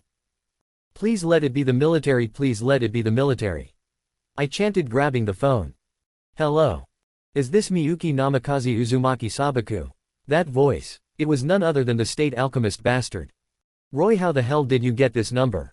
I growled. I really didn't want to be bugged by him now. I have my ways, he said. For some reason I could see he had that arrogant smirk on his face. Roy, can you please hang up, because 1, I'm expecting a call from the military, and 2, I really don't want to hear your voice right now. He laughed at the other side of the phone. But I like bugging you. Sir, are you working or do I have to force you to work? A female voice echoed. I could hear Roy gulp and said, I'm working, Lieutenant, don't worry. He nervously said as I heard the sound of a gun ready to be fired. Please thank that woman for me. She has done what I've been trying to do to you. I said. Well, like I said, I am working. I am calling from the military telling you that you have been accepted to take the state alchemist test. You are to report to the headquarters at 800 hour tomorrow, where you'll take the rest of the exam. Really? How do I know that you're not saying that because you have a gun pointed at you? I think that was true, since I didn't know if the lady moved from her spot. Trust me ma'am, you're accepted, and Colonel Mustang's telling the truth. The women replied. Thank you for giving me good news then. I'll be there at 8. Okay, thank you for your time. Roy said this time and hanged up. When I put the phone back, I jumped up and down in happiness. Yes, I'm one step closer in getting home. Just you wait, Gara, Mei-chan, Winry-chan. Mommy's going to be home soon. The day passed so slowly that I thought I would die of boredom, but night came and I went to bed ready for the test. The next day I woke up at 6 and dressed in my new fighting outfit, which I came to Central in, had a healthy breakfast, which consisted of bananas in my cereal and some orange juice. It was about 7:30 when I finished and I started to walk to the military. I made it in 10 minutes and I waited patiently inside of the test-taking room, which took 5 minutes to find in this huge building, for the rest of the people to arrive. One by one, they started to come and they were surprised to see me taking the test.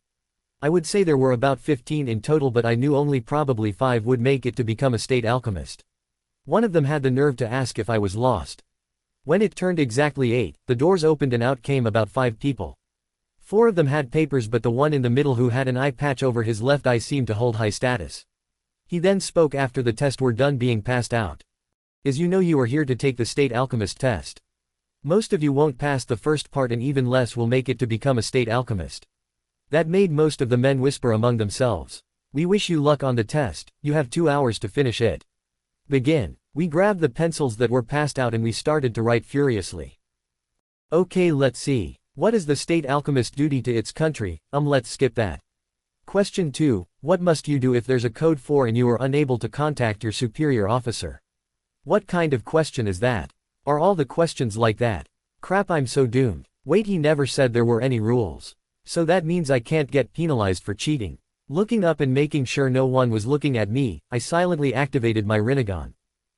Rinnegan, don't fail me now. Never have I been so grateful and have the ability to see through people and see the answer sheet. Now we're getting somewhere. This is a piece of cake. It only took me an hour to finish the test and nobody had ever noticed that I cheated. Bonus. Once the 2 hours was up, the 4 men took our papers and started to grade them. We waited patiently for them to finish grading, but they were taking a tad bit long in my opinion. Some of the men started to panic, saying that they didn't pass and that's why they were taking so long. Oh, quite whining, will you? It's giving me a headache. I said, getting fed up with their talking. So why are you taking the state alchemist test? Wouldn't you have applied for another job in the military? One of the non-whining men said. I have my own reasons.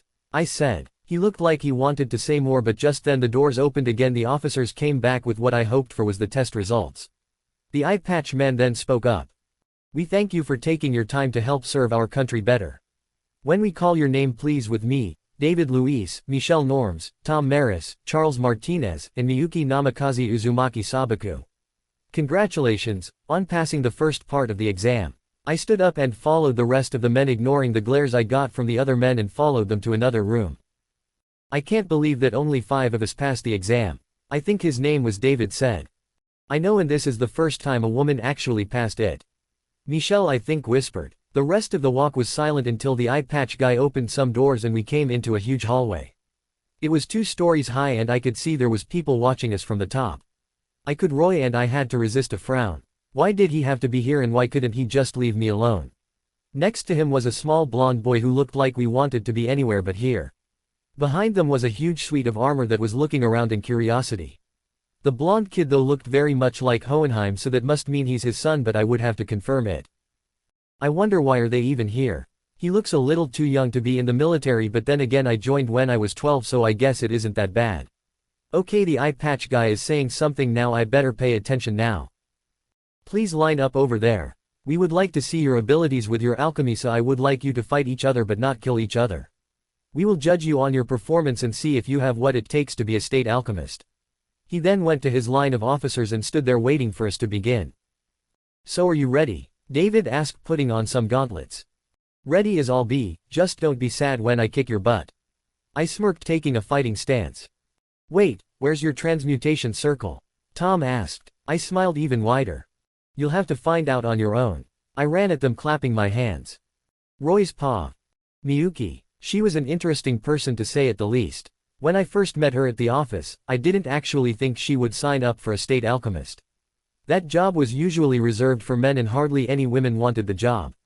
Not to mention she didn't fall for any of my flirting. The only person to resist my charms would be my lieutenant. She was a strange woman indeed. She wanted nothing to do with me, but once I let down my mask just for a second, she could somehow see the real me.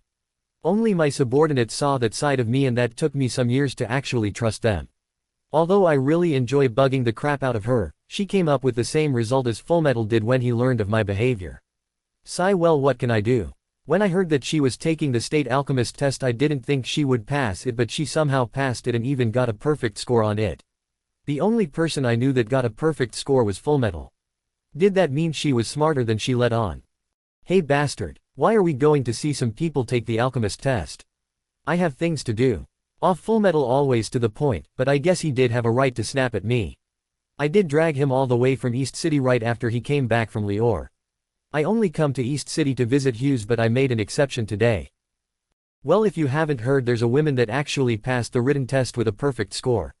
Ed then looked at me with curiosity and motioned me to continue. So I wanted to see how good she is with her alchemy, and I took you guys along because I thought you could use a break. I had to laugh when Ed started to yell at me for wasting his time. But sir, why are you so interested in her? Alphonse asked. I have a feeling that today the military will gain a new alchemist that's not a man for once. We entered the building where the test would be taken and waited for them to come. About 5 minutes of waiting and more people coming to see Miyuki, the doors opened and revealed the Führer along with 5 other people. People started to whisper as Miyuki entered. She looked around the room and her eyes landed on mine. I could tell she wanted to frown, but she for some reason resisted. She then looked at Ed and Alphonse. She had a curious look when she saw them, but that went away when the Führer spoke. Please line up over there. We would like to see your abilities with your alchemy, so I would like you to fight each other but not kill each other. We will judge you on your performance and see if you have what it takes to be a state alchemist. The Führer then went to his spot to observe the possibly future alchemist. So are you ready? One of the men asked Miyuki, putting on some gauntlets. Ready as I'll be, just don't be sad when I kick your butt. She smirked, taking a fighting stance, not drawing a transmutation circle. Wait, where's your transmutation circle? Another guy asked. She smiled even wider. You'll have to find out on your own. She ran at them, clapping her hands, and created a ball. She's using wind-based alchemy, Edward muttered, now interested in the fight. That's very hard to control, even I haven't been able to control it at all. Now that was something. Ed was genius and he could pretty much do anything. When he says he can't do it, it's usually impossible for the rest of us to do it. Now Miyuki was performing something that seems impossible for the rest of us. Take this, Miyuki said, throwing the ball of wind at one of the men. Thinking quickly, the man slammed his fist into the ground, creating a wall of metal trying to block her attack. It's not going to get through, I muttered. When the ball of wind came closer, Ed spoke up. No, it's going to crash through. And true to his word, when the ball of wind came in contact with the wall, it obliterated it, and it still continued, almost hitting the man if he didn't move out of the way. Ops, that was a little bit too strong, Miyuki sheepishly said. I'm not going to hold back, another man said, punching the ground, creating spikes. Miyuki just did a couple of backflips to avoid it, clapped her hands again, creating a whip, and slashed through the spikes. Don't you know wind can cut through anything? She clapped her hands again and created a sword that was made purely out of wind. That's amazing, isn't it, Nissan? She's just like Master, Alphonse said. That's cool, I'll admit it, but what I'm wondering is, where are her transmutation circles? We stayed silent and I tried to find her circles, but I couldn't. It didn't help that she was flipping around the place and creating so much wind that we had to brace ourselves to make sure we didn't fall. You don't think that she preformed, you know? It's a possibility, but we don't know for certain. I told them, if Miyuki did perform human transmutation, what did she lose? It didn't look like she lost any limbs, maybe she was just very talented. I got you now, one of the men shouted. I looked back to the fight and saw that Miyuki had somehow been cornered in the wall and there was a huge block of metal heading straight at her. She had no time to clap her hands, so she was either going to be crushed or something was going to happen. She's going to punch it, Ed said in shock. What? Both Alphonse and I shouted. She did indeed look like she was going to punch it. She pulled back her arm and aimed at the center of the block. That's insane. She'll break her bones, Alphonse cried. The block of metal came closer and she started to move forward. We just have to see what happens, Ed said, looking intensely at the fight. Seconds passed, but it seemed like minutes to me. Finally, her fist connected with the metal block, and to everyone's surprise, her arm wasn't the thing that broke, it was the block. What? The men shouted along with the rest of us. Where I come from, let's say everyone has to be strong, otherwise you won't survive. Some of my friends are even stronger than me, she said, flexing her arm, showing us that there was no sign of injury. Impossible, Ed shouted. No one can be that strong. Time's up, the Führer said, raising his hand, motioning them to stop. Miyuki along with the rest of the men relaxed, but they were gasping for breath. Miyuki however didn't seem to be even-winded. We have decided that today we will only be gaining one state alchemist. This said person showed excellent talent with their alchemy and knew how to maneuver around every tight spot. I'm proud to say that today we will make history. I'm pleased to announce Miyuki Namikaze Uzumaki Sabaku as our newest state alchemist. Furor started to clap and slowly but surely other people started to clap for her accomplishment and she blushed hard. I guess she wasn't used to the attention. Come on Fullmetal, it's time to get back to work, I said realizing that we spent enough time here. Whatever bastard. Brother. Sorry Mustang, I just chuckled. I wonder how she's going to be placed under. Ed said after a couple of minutes. I don't know but whoever gets her will be lucky that they have such a talented alchemist on their team. I said a little disappointed. Truth to be told I wanted her on my team, not for her talent, okay maybe a little for her talent but because she seems she would get along with us very well. Not to mention that I can bug her endlessly like I do with Ed. We were about halfway out of the building when the Fuhrer stopped me. Mustang, can you come to my office? I raised an eyebrow in surprise but complied. Go on Fullmetal, I'll meet you at the train station shortly. I waved him off and Ed screamed in anger. Who are you calling so small that he's too tiny?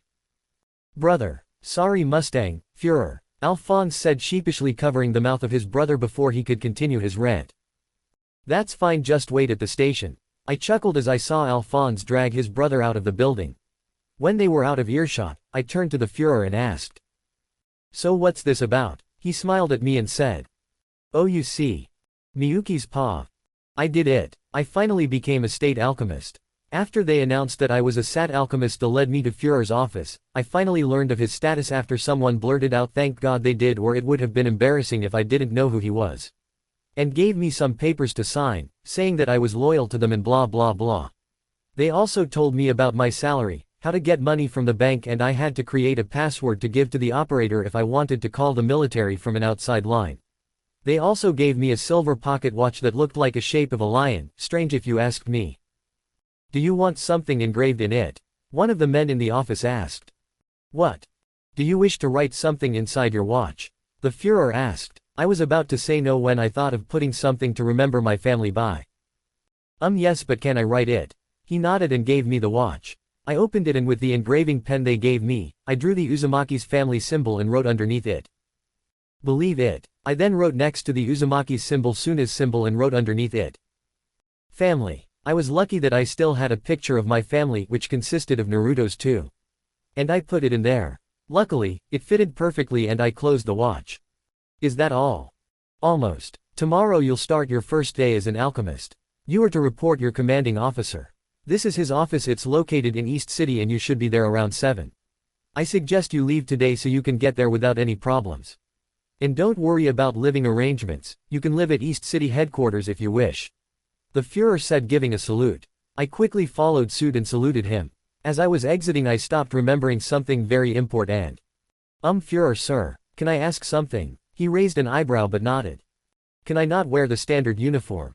I would like to wear what I'm wearing right now. I sort of begged him. He gave me a laugh and said. Sure, just make sure it's okay with your commander. I sighed in relief, I wasn't going to wear those awful uniforms. Thank you sir, and I left the building. It was about lunchtime when I exited the building and I decided to go to Garcia's to have lunch and tell them the great news. Hello, Miyuki, what brings you here? I smiled and showed her my pocket watch. She smiled back me and led me in her house. Congratulations, I knew that you could do it. Just then, Alicia came into the room. Yuki-chan. You're so cute, I cried hugging her. She only giggled. So what do you want for lunch? She asked. Anything, but let me help you. Fine, Alicia, do you want to help mommy and Miyuki cook lunch for daddy? Garcia asked. Daddy, she cried and ran to the kitchen. I wish I could see my kids do that again. I mumbled. I think Garcia heard it but made no comment. We made a simple lunch but the kitchen was so messy due to Alicia's carelessness but it made her even cuter. When lunch was finished, Hughes came in and we ate lunch in peace. Halfway through the meal Hughes asked me. So who will you be working under? I stopped chewing and swallowed before I answered him. Really, I have no clue, the Fuhrer just told me to go to this office by 7. Apparently it's at East City, so today will be my last day eating with you guys since I should leave to be closer to my job. By the way, do you know who this is? I showed him the office number. He looked at it but made no recognition. I don't think so. You'll have to find out tomorrow, I guess. I had a feeling he knew who this was but wasn't telling. I let it slide though since I was feeling in a good mood today. After we finished lunch, I left their house to pack so I could get to East City faster. It was a little saddening that I would leave Hughes and his family, but I knew I could visit them anytime, so it wasn't that bad. I arrived at the train station at 4 and I was lucky to get the last train ticket for the day. Once I was on board, I found myself a seat and stared at the sky. It's so strange that I'm signing up for a military when I'm already loyal to another one. I stared at the sky for a couple of minutes before I fell asleep for once a little bit more peacefully. The train jerked to a stop and that immediately woke me up. When I looked out the window, I saw that it was about 6-ish with the sun setting. I stretched my body, a little sore from the uncomfortable train ride, grabbed my suitcase and got off the train. East City looked pretty much the same as Central and I wondered if there was a difference at all. Okay, should I head to the military now and get my living arrangements or find a hotel? I guess seeing a preview of the office I'll be working for won't be bad. With that thought in my head I headed to the military and hoped they would have a room for me. After walking for 30 minutes, I finally reached the building and headed inside. There was a woman at the receptionist desk painting her nails, but once she saw me she put the nail polish away and asked sweetly, "Yes, can I help you?" Yeah, you see I just became a state alchemist." I got out my pocket watch and showed it to her, "And I am supposed to start here tomorrow but I don't have any living arrangements, so I was wondering." "Fill out these papers. We'll give you one of the extra rooms here at headquarters for now until we can find a permanent place for you. Here are your keys for now and you can give me those papers tomorrow when you're done. Take the stairs on your left up to the 4th floor and you should find your room." "Thank you so much." I smiled at her and went to my room.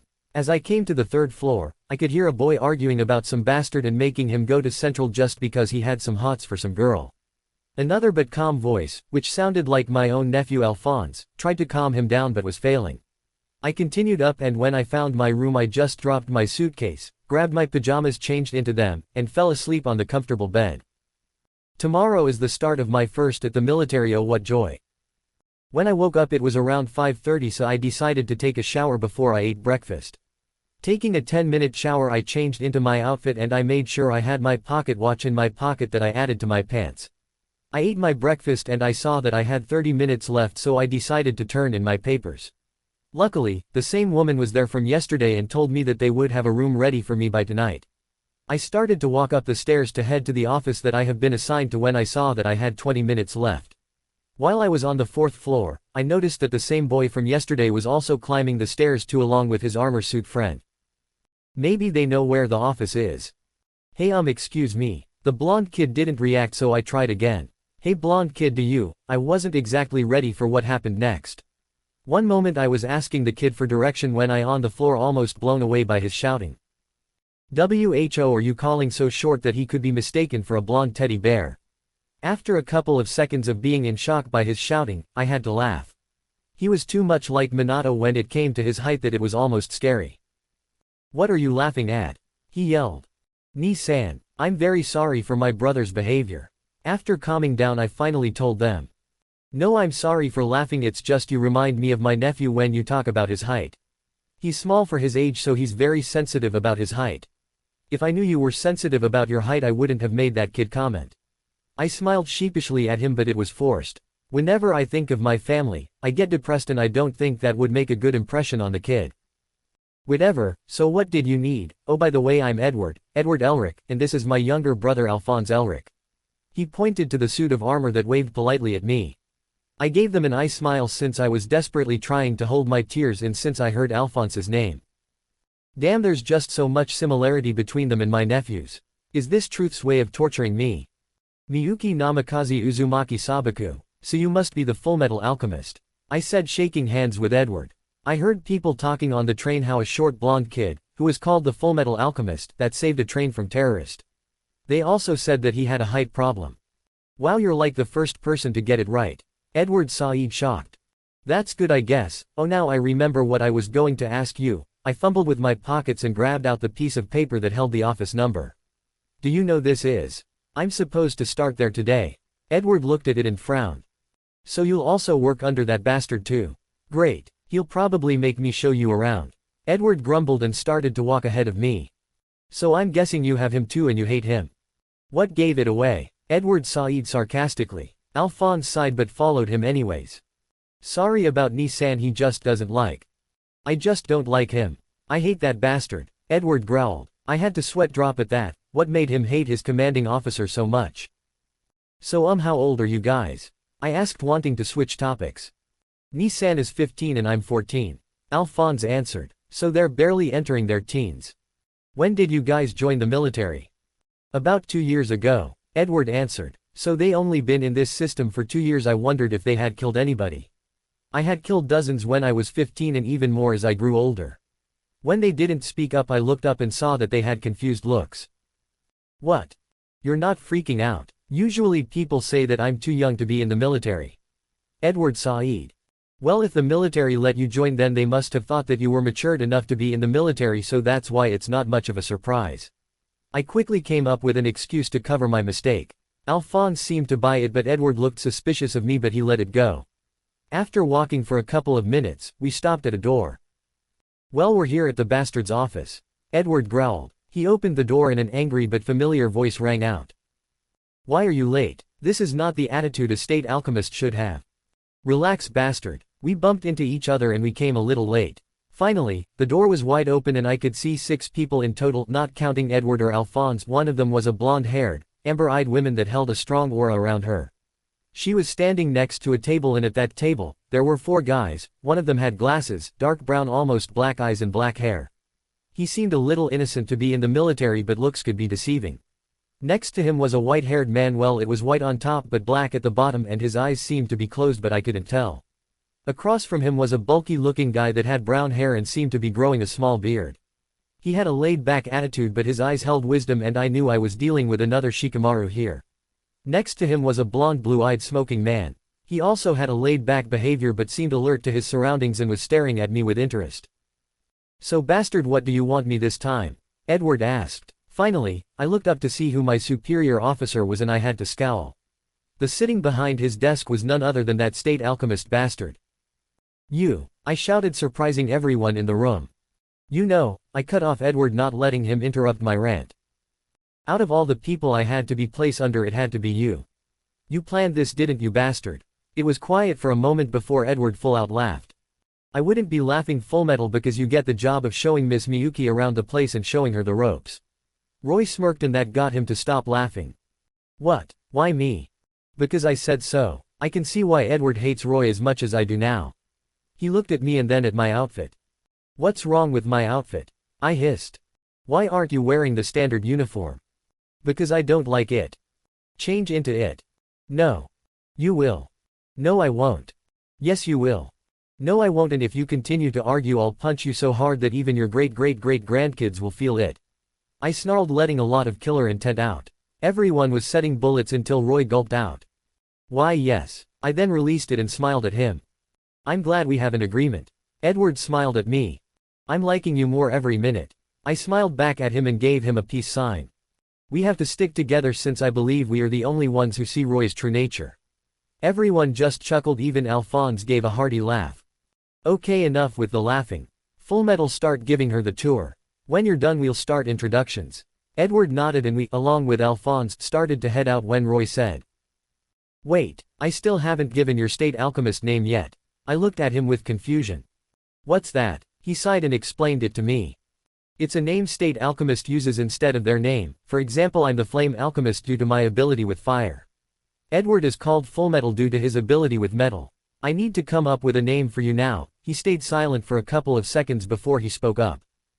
From now on, you'll be known as the Whirlwind Alchemist. I smiled to myself. The Whirlwind Alchemist, I like it. Is that all? He nodded and motioned me to go with Ed. I gave him a salute before I left and walked out with Edward and Alphonse. So, Whirlwind Alchemist, huh? Yeah, Fullmetal Alchemist. All of us chuckled, but Alphonse asked. So what should we show her first, Nissan? Edward just smirked. I say we should eat some early lunch, take a break and see how things go from there. How about it? I had to smile at him. Sounds like a plan to me. Alphonse just groaned. Great, another person who hates Mustang. We had to laugh at his innocence. Maybe it won't be so bad at all. I took out my pocket watch and stared at it. I'll be home soon, Gara, Winry-chan, Mei-chan, everyone, just you wait. Miyuki's paw. That was some good food. I smiled as I took a sip of my drink. Yup, that hit the spot. Edward burped, sighing in content. I looked at Alphonse, who had nothing to eat while we were here.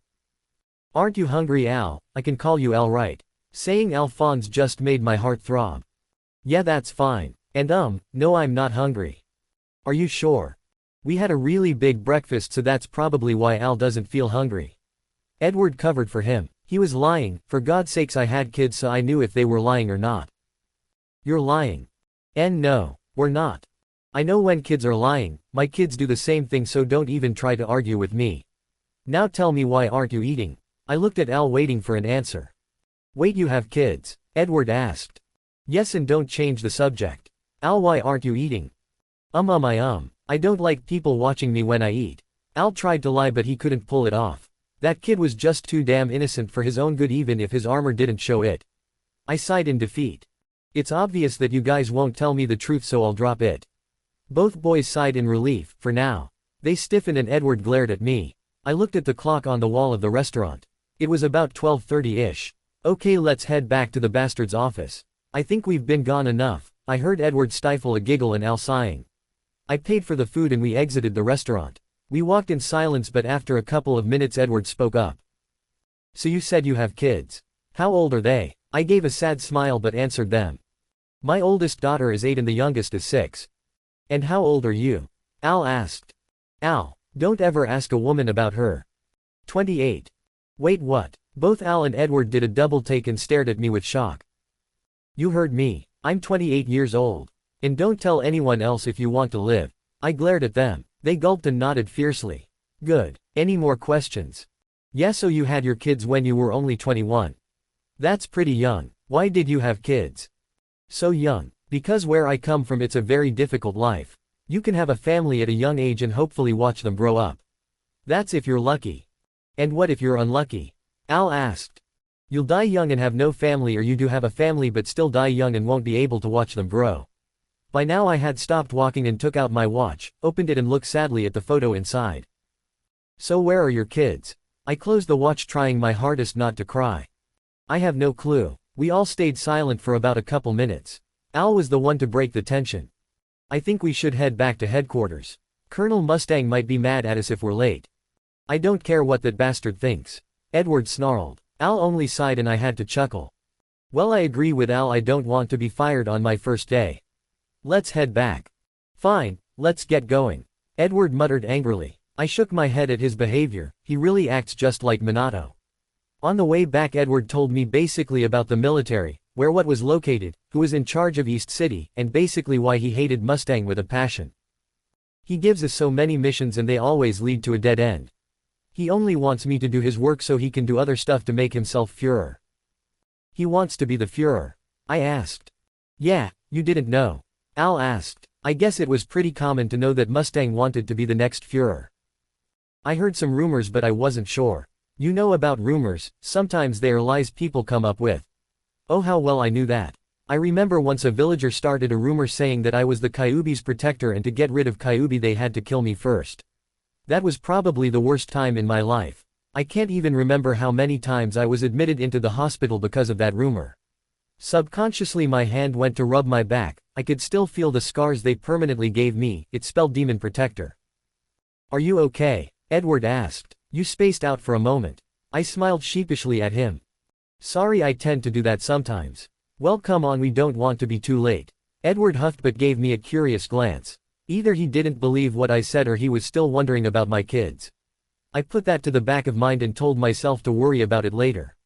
We made it to Mustang's office in about 8 minutes and Roy was pretty mad at us for coming late. Okay, pretty mad doesn't even cover it, he was furious. Where have you been, Fullmetal? I told you to give her a tour of the building.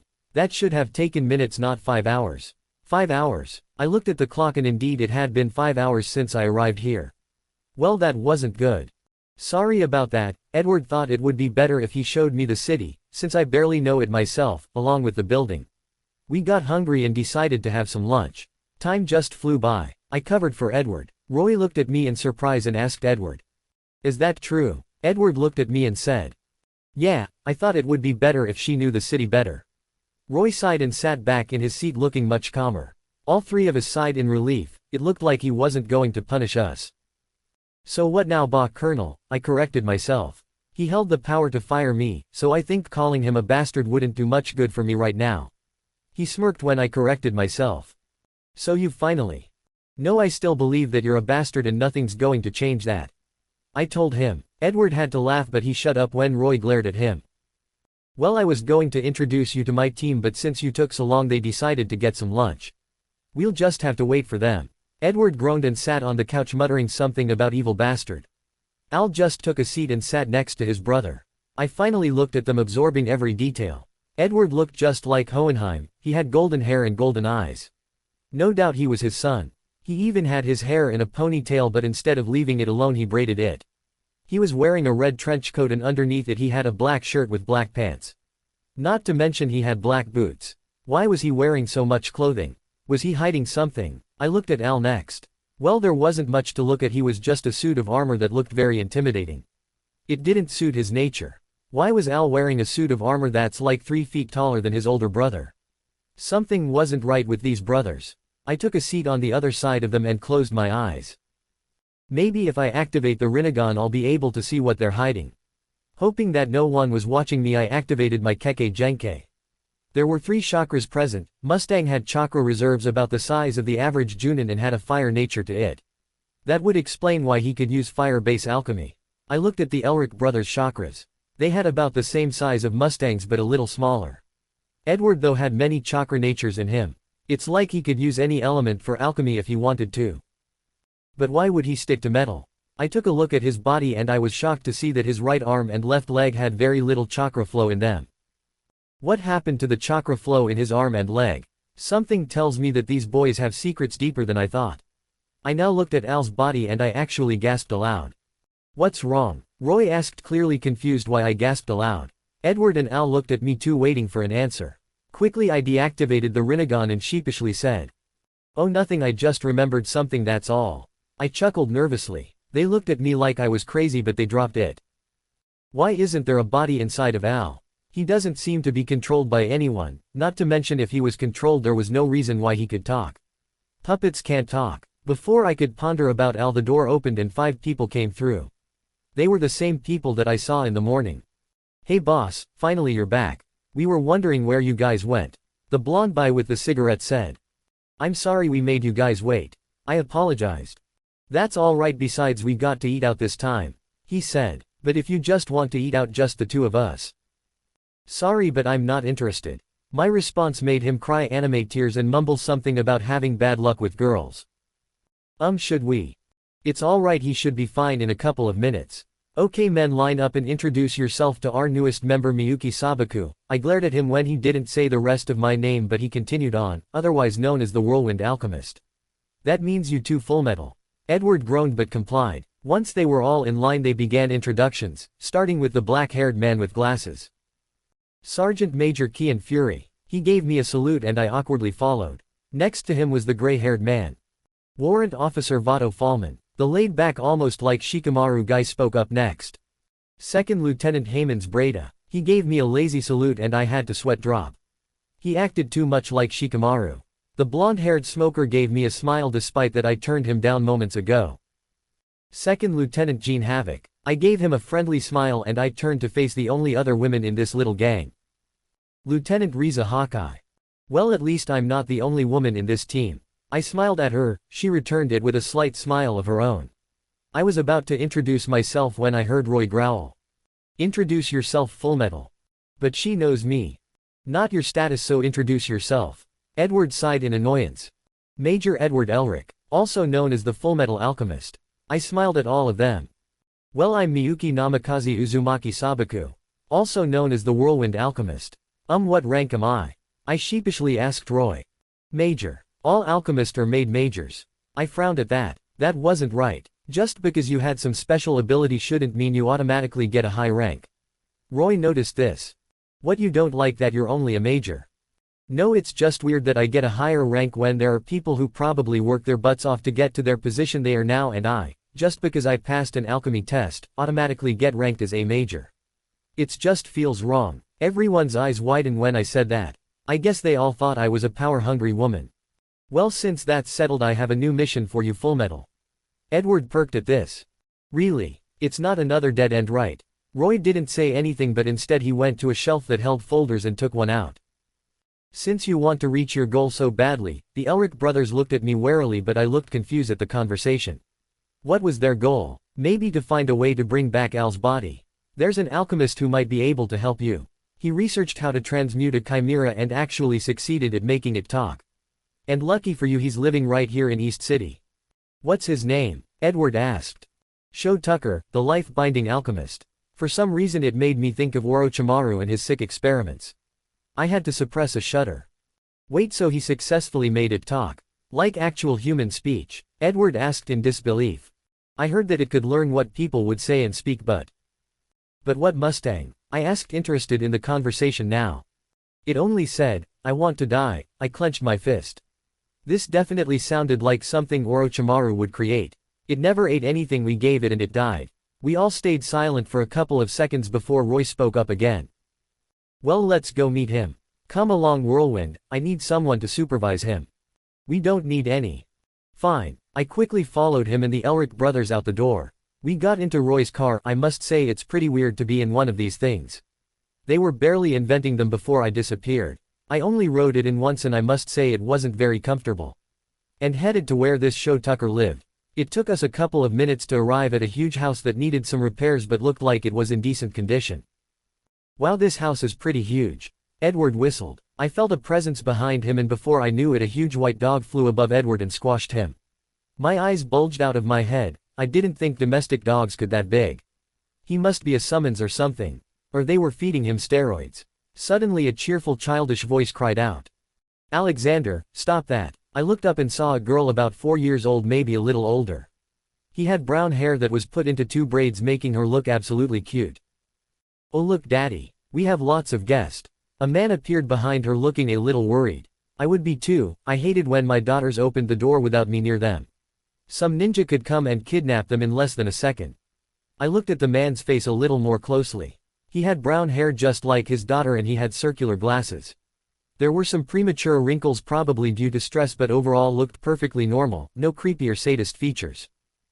Nina, so that's what her name is. You shouldn't do that, the dog's supposed to tied up.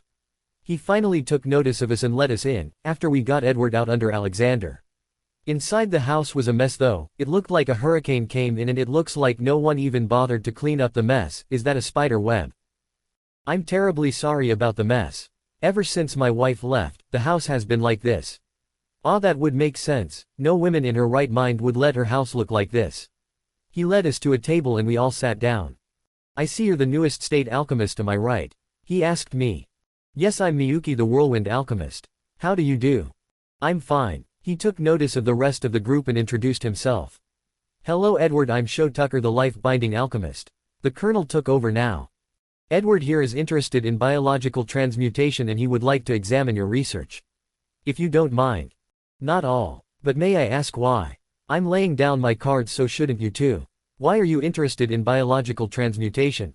Well, I must admit he was sneaky, but he was right. You can't really expect someone to give you their life's work without you giving something or providing them what they need. Edward stiffened, as did the Colonel. You see, Colonel, it's okay. He then looked at me and asked. I hope you can keep this a secret. I only nodded. He then started to take off his jacket. Mr. Tucker has a point. His jacket was now fully off, and both Mr. Tucker and I gasped. Edward had a prosthetic arm, an automail in fact. So that would explain why there's so little chakra flow in his arm and leg, but I didn't think he had automail. That must hurt like hell to put it on. My God, so this is why you're the fullmetal alchemist. But how did you lose your arm? I asked. Edward sighed but told me his story. I see, so you guys lost your mother at a young age. I muttered. These boys had done what I had done, but only to see their mother one more time. I couldn't blame them. If I knew about this alchemy when I was younger, I think I would have done the same thing. There were so many times I wished that I had a mother to soothe away my pains, give me hugs and kisses, and just be there. It must have been painful. Mr. Tucker said, looking sympathetically at them. We told the higher-up that he lost his limbs during the Civil War. We would appreciate that you won't tell anyone about this. Colonel Mustang spoke up and he looked at me too. The both of you. My lips are sealed. I did the zipping my lips shut thing and smiled at him. Yes, that's fine. Besides, I don't think the military will let him go. He has too much talent. Well, let's head to my lab, there might be something that could help you. He led us to a room, and when he opened the door I could hear all kinds of animals screeching and howling in there. I had to suppress a gasp when I saw all the mutated animals in cages.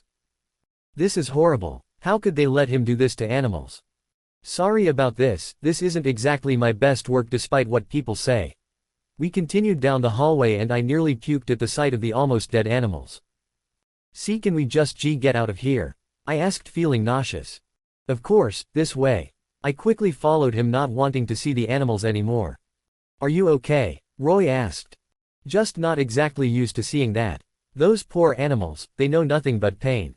I whispered. He looked at me with sympathy and patted my shoulder. Get used to it, you're in the military, we do the dirty work people don't want to. True, the military will always do the dirty work people say that's evil. It's sad but true, I had to do a couple of dirty work just to protect my village. Yeah, I know. He looked at me with questioning eyes, but before he could ask, Mr. Tucker stopped in front of another door. This is my file room, I hope you can find what you need. He opened the door and I had to whistle at the sight. This file room was huge. Wow, this is huge, Edward exclaimed, voicing my thoughts. Feel free to look around, I'll be in my lab if you need anything. Thank Mr. Tucker, Al said. Edward was still too busy looking at all the files. I'll start on these shelves, Edward stated, finally focusing. And I'll take this side, Al said cheerfully. Well, I'm going back to work, Miyuki, look after them and make sure they come home at a reasonable time. I smiled at him. No problem, you just back to signing paper and all that good stuff. He glared at me and I glared back. After a couple of seconds of glaring he stopped. Okay, see you guys later. Bye, Colonel, Al said. Apparently Edward was too absorbed in the book he was read. Wow, he's so focused, it's like we don't exist anymore, Mr. Tucker said. Yeah, that's why he became a state alchemist at such a young age. Roy waved goodbye at us on last time before heading out of the house. A genius, huh? Mr. Tucker whispered, not loud enough for anyone but for me. I looked at him suspiciously. He saw that I was staring at him and smiled at me before he closed the door, leaving to, I guess, his lab. I looked at the clock and I sighed. Well, since they're reading, I guess I should read too, who knows, maybe I'll find something interesting. I took off a file off the shelf and before I knew it I was absorbed into it. I didn't look up from my book until I heard a crash and a muffled cry. I closed the file and looked for Edward since he disappeared. Edward, Al, where? Oh, having fun, Edward. I giggled as I found Edward under Alexander again. Shut up. Al, where were you if you weren't looking at the files? Edward yelled. Nina looked like she wanted to play in. Don't be so easygoing.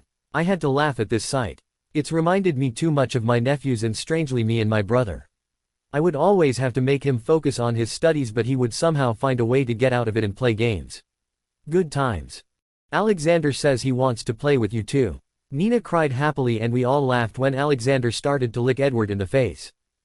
You got some nerve to play with me, Edward Elric am going after you with everything I got, you damn mutt. Edward shouted and ran after the dog. Oh brother, Al muttered, why do you act so much like a kid? Because he's still one. Now go out and play with Edward. I think you guys been reading a little too much, so you need a break. But go play or else, I muttered darkly. Why yes, Miyuki. Come on Nina, we don't want Alexander to kill Edward. Yay, we're going to play. Nina cried as Al carried her outside along. I smiled at her innocence. She's just like my girls, always wanting to play and having no other care in the world. I followed them outside at a much slower pace, looking at the house in more detail. When I passed the lab I peeked inside and saw that Mr. Tucker was working on some papers and holding his head in stress. Noticing that nothing was wrong I quickly made my way to the yard and supervised the kids. After an hour of playing and laughing my ass off, Edward really had no chance against Alexander. I realized it was time to go. Come on Edward, get out under Alexander, it's time to go. Edward groaned but slowly crawled out of Alexander. Wait. Did you find anything helpful? Mr. Tucker asked, coming to the yard. Edward had a gloomily look on his face. No, not really, he muttered. You can come back tomorrow, he said. You're coming back tomorrow? Are we going to play again? Nina asked hopefully. Yeah, and maybe Miyuki can join us, Al said. I don't know. Please, Nina asked, giving me puppy dog eyes. Damn it, those eyes will be the death of me. Sure. I stuttered, giving in. I was weak. She smiled and gave me a hug. I stiffened up a little but returned the hug with a sad smile that Mr. Tucker saw. Well, we have to be going. Oh, who's that? I asked when I saw a blonde-haired military personnel coming towards us. I smelled the air and there was a stink of cigarettes. Ah, it must be Havoc. Mr. Havoc, what are you doing here? I asked when he came closer to us. Hello Miyuki, Edward, Al, Colonel Mustang sent me here to make sure you guys went home. A tick mark appeared on my forehead. That bastard didn't trust me to bring them home on time. Bastard, I muttered. Havoc just chuckled and then looked at Mr. Tucker.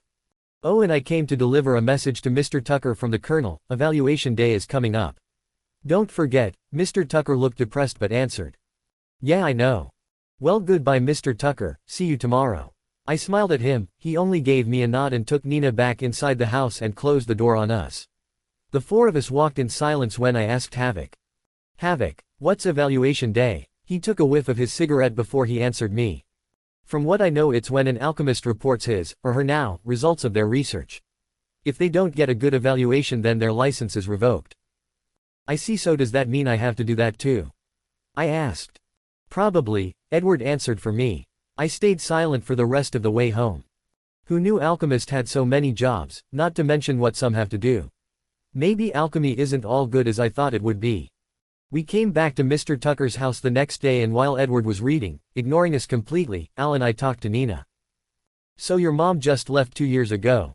I asked, surprised. What mother would leave their child without any contact for 2 years? I would never do that to my own kids, and the way Nina described her mother, it sounded like she wouldn't either. Something was wrong with this story. Yeah, Daddy said she went back to her family. It must be lonely in this big house with just your father. Al replied. It's okay. Daddy's nice and I have Alexander, but, she lost her playfulness in her voice, it's been lonely lately because Daddy's in his lab so much. I saw that Edward was listening to our conversation and put his book down. Well, I'm stiff and tired of doing nothing but reading. He stood up and stretched his limbs. I say we should go out and exercise, it's the best way to get relief of stiffness. I suggested. Yeah, I'll go exercise out in the yard. He then pointed to Alexander. Hey Mutt, I need some exercise, so come and play with me. You too, Nina. Let's all go play, Al said. Nina gave us one of her biggest smile and ran outside along with Edward and Alexander. Are you coming, Miyuki? Al asked before leaving the room. Yeah, I'll be there, I'm just going to get a drink of water. I smiled at him. Okay, see you soon, Al said before running off to join his brother. I went to the kitchen to get some water and I saw Mr. Tucker sitting at the table with multiple notebooks and paper that were balled up. Having a hard time, Mr. Tucker? I asked him. He looked up from the notebooks and gave me a sad smile. Yes, and it doesn't help that I have a limited time to come up with something. I patted his shoulder.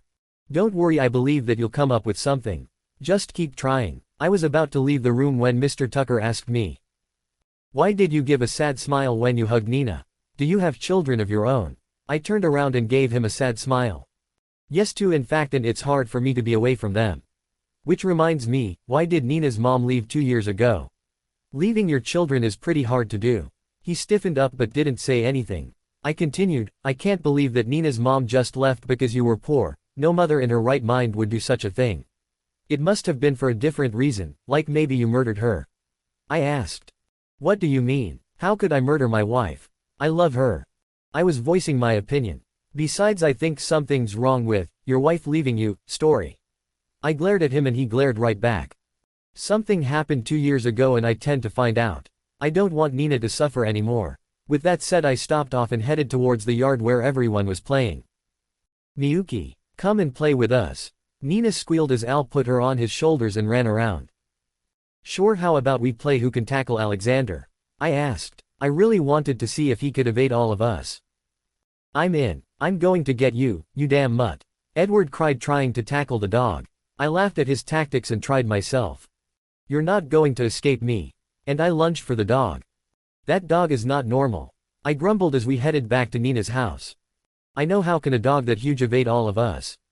Edward shouted, still angry that he was the only one to be attacked by Alexander. Hey Ni-san, it looks like it's going to rain, Al said, and I looked up at the sky. It was filled with gray clouds and it was pretty windy. It looks like we'll be playing inside. I sighed. I didn't like being cooped up in a room all day. Al rang the doorbell and opened the door. Hello, Mr. Tucker. Huh, that's weird. He opened the door and we didn't see Nina or even Alexander at all. Something's wrong, I whispered. I checked the chakra signatures in the house. There was Mr. Tucker's, he was in his lab, along with his there was a different kind of chakra, and it was a mix of Nina's and Alexander's. Mr. Tucker, Nina, Alexander. I ran towards Mr. Tucker's lab.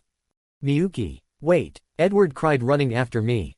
No, he couldn't have. He could have. Nina, please be alright, please be alright. I didn't stop running until I reached his lab. The door was open slightly and I could see Mr. Tucker kneeling down looking at something else. Edward and Alphonse had finally caught up to me and spotted Mr. Tucker. Oh, there you are, Mr. Tucker. Hey guys, take a look of my finished product, he said with a creeped sadist voice. Edward opened the door and we saw a white dog-looking animal with long brown hair. It's a chimera that can learn human language. Watch this. He then pointed to Edward and said, "This is Edward," and to my horror it replied, "Edward." It sounded too much like Nina. I clenched my fists. "Good job," Mr. Tucker said, patting its head. "Good job," it said again. "Wow, it's actually talking," Edward said, amazed. "Of course it would," I growled. They looked at me strangely.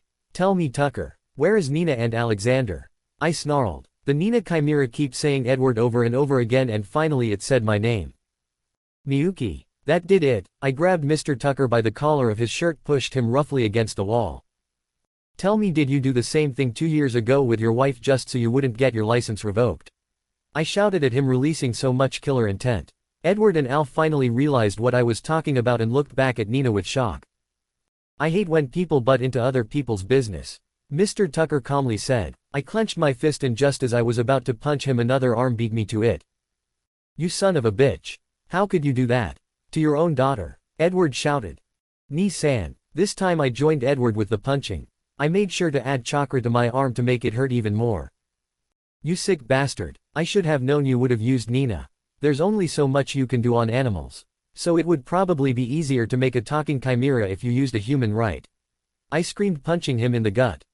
"Using human instead of animals is so much better, as scientists you should know." "Shut up," Edward screamed. "Do you think you can get away with this, for toying with other people's lives? Human lives. Ha, don't make me laugh. Just look at your arm and leg, isn't that the result of toying with human life? We're both the same." Edward glared at him with pure hatred and was about to punch him when I stopped him. "No, Edward isn't even close to you. He was just a child longing for a mother's touch. He didn't even know what he was doing was wrong," I said. They both looked at me. "But you showed Tucker knew what was going on and even had the nerve of trying to experiment on your own daughter. You're no alchemist, just a sick bastard." And with a chakra and force punch in his gut making him cough up blood. Edward was going to deliver the final blow when Al stopped him. "Don't Ni-san anymore and it'll kill him." Edward looked pissed but he listened to his brother. "Al's right, Edward, besides death would be going easy on him." I growled, dropping the alchemist to the floor. "You know that nothing can get done if you don't get your hands dirty. How else do you think we made it this far?" He choked out. "While that is true, Tucker, there is a fine line between people like you and people like Edward who have to do dirty work. You happen to be on the wrong side of the line." I didn't bother to look back at Tucker and went to kneel next to Nina. "I'm sorry, Nina, there's nothing we can do to restore your body back," Al sadly said. I'm so sorry, Nina," I cried, hugging her. "Play, let's play." I cried even harder when she said that. I sat down next to Edward, outside in the rain, when the military came. I could hear bits of what they were talking but I was sulking too much to listen, let alone process what they said. "All he can do is move forward. Isn't that right, Fullmetal, Whirlwind?" A familiar voice echoed behind us. I turned around and saw that Roy and Riza were here. We didn't say anything and the colonel just sighed. "How long are you guys planning to sulk?" "Shut up," we both muttered. I felt a jacket go around my shoulders and I looked up to see Riza giving her own jacket to me. "You'll get a cold." I almost snorted at that. For some strange reason I never, ever gotten a cold, flu, chicken pox or any kind of disease while I grew up. Even as an adult I still haven't gotten sick. Maybe with all the poisons the villagers gave me it must have made me immune to most sickness. "Thanks," I whispered and put the jacket on properly. Roy and Riza continued down the stairs and Roy once again started to talk. "While you guys are called the dogs of the military or maybe even devils, you decided to come here to try to restore your bodies.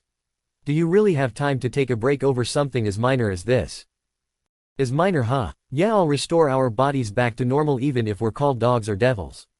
But still we're not devils or even close to being gods. I looked at Edward to see where he was going with this. He suddenly stood up and yelled at the colonel. We're human beings and couldn't even save one little girl. We're insignificant human beings. Slap. The colonel looked back in surprise, as did Riza and Al.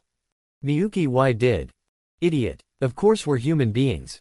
Not devils, especially not gods, but made you think we could save every innocent person out there? Edward looked at me with shocked. Well, we can't save everyone, you should know that, so don't be blaming yourself over this because we can't save everyone. I cried, remembering my friends and how they all died and I couldn't save them. Why you can't, no matter how hard why you try. There will always be people you can't save. I whispered, falling back to the stairs and let myself cry. I felt a hand on my shoulder and I could see the Roy looking at me with concern. Are you? I'm fine. I'm going to take Edward home before he catches a cold. I muttered, walking down the steps of Tucker's home. Miyuki, wait, Al shouted, running to catch up with me. I didn't even bother to see if they were following me or not. I had to get away from this place as far as possible. Nobody's paw. Not long after Edward, Al, Roy, Riza, and Miyuki left, 2 military officers were stationed in front of Sho Tucker's house, making sure he couldn't get away. One of the men stopped a shadowy figure approaching them. Sir, do you have any business with Mr. Tucker? If not, we ask you to leave the premise. The figure lifted his right arm, revealing a tattoo. I'm going through. The 2 officers looked at him with confusion, before they turned into faces filled with terror. Meanwhile, Tucker was in his room, not noticing that his life was about to end.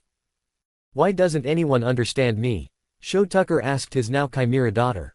She didn't say anything. He sighed. He didn't notice that someone had entered his room until the figure spoke up. Are you Sho Tucker? Tucker looked up in surprise. Who are you? You're not with the military. What do you want with me? Tucker asked. Better yet, how did you get in? The military should have stopped you. The figure only replied. Alchemists who turn away from the path of God must be destroyed. He growled, and with his right hand he grabbed Sho Tucker's face. Before he could even understand what was going on, his brain was destroyed, killing him instantly. While his lifeless body fell to the floor, Nina watched silently before crying. Daddy, Daddy, Daddy hurt, Daddy hurt. The killer looked at Nina with sympathy before placing his right hand on the girl's head. How sad, there's no way to restore you back to your original body. The least I can do is give you rest. And quickly as he did with her father, he killed innocent Nina. The murderer walked out of the house and started to talk to himself, not even bothered by the crime he committed. God, 2 souls have just returned to your side, please give them peace and salvation. He took off his glasses and we could see blood-red eyes. He had white hair and an X-mark shape on his forehead. This man who killed a mad scientist and an innocent girl was none other than Scar, the alchemist killer. Miyuki's paw. Dream. Oni-san, Oni-san, Oni-san. I heard my brother yelling. I turned around and I was surprised to see my 5-year-old brother running towards me with blood dripping down his forehead. Naru-chan, what's wrong? I ran towards him, checking to see if his wound was deep. The villagers, they started to throw bottles at me because I wanted to buy you a necklace for your birthday and I complained about their high price. My brother sniffed into my shoulder. It's okay Naru-chan, they won't hurt you. Look, there's the demon and its protector. Get them. A villager shouted, followed by a chorus of agreement. They're going to hurt us. Naruto cried, scared, hugging me tighter. Not while I'm around. Hold on, I said, grabbing my little brother and running as fast as I could to outrun the villagers. We had a good head start, so I started to make a plan to outrun them. I saw a barrel of oil and marbles sitting innocently on the street, begging to be thrown over. Let's see them run through this. I shouted, pushing the barrels down, throwing its content onto the street. We were lucky that the ninjas didn't decide to join them, otherwise we would be dead meat. Both Naruto and I laughed at the sight of villagers trying to run through the slippery mess. That'll teach you to mess with my little brother. I laughed as I ran back to our safe house. Once I saw that we weren't followed, I slowed down to a walk. Oni-san, thank you for protecting me from the villagers. I smiled at my little brother. Of course I'll protect you. You're my little brother, I'll let nothing happen to you. Or us. I looked up and I saw the rookie 9 and all my senseis smiling at me.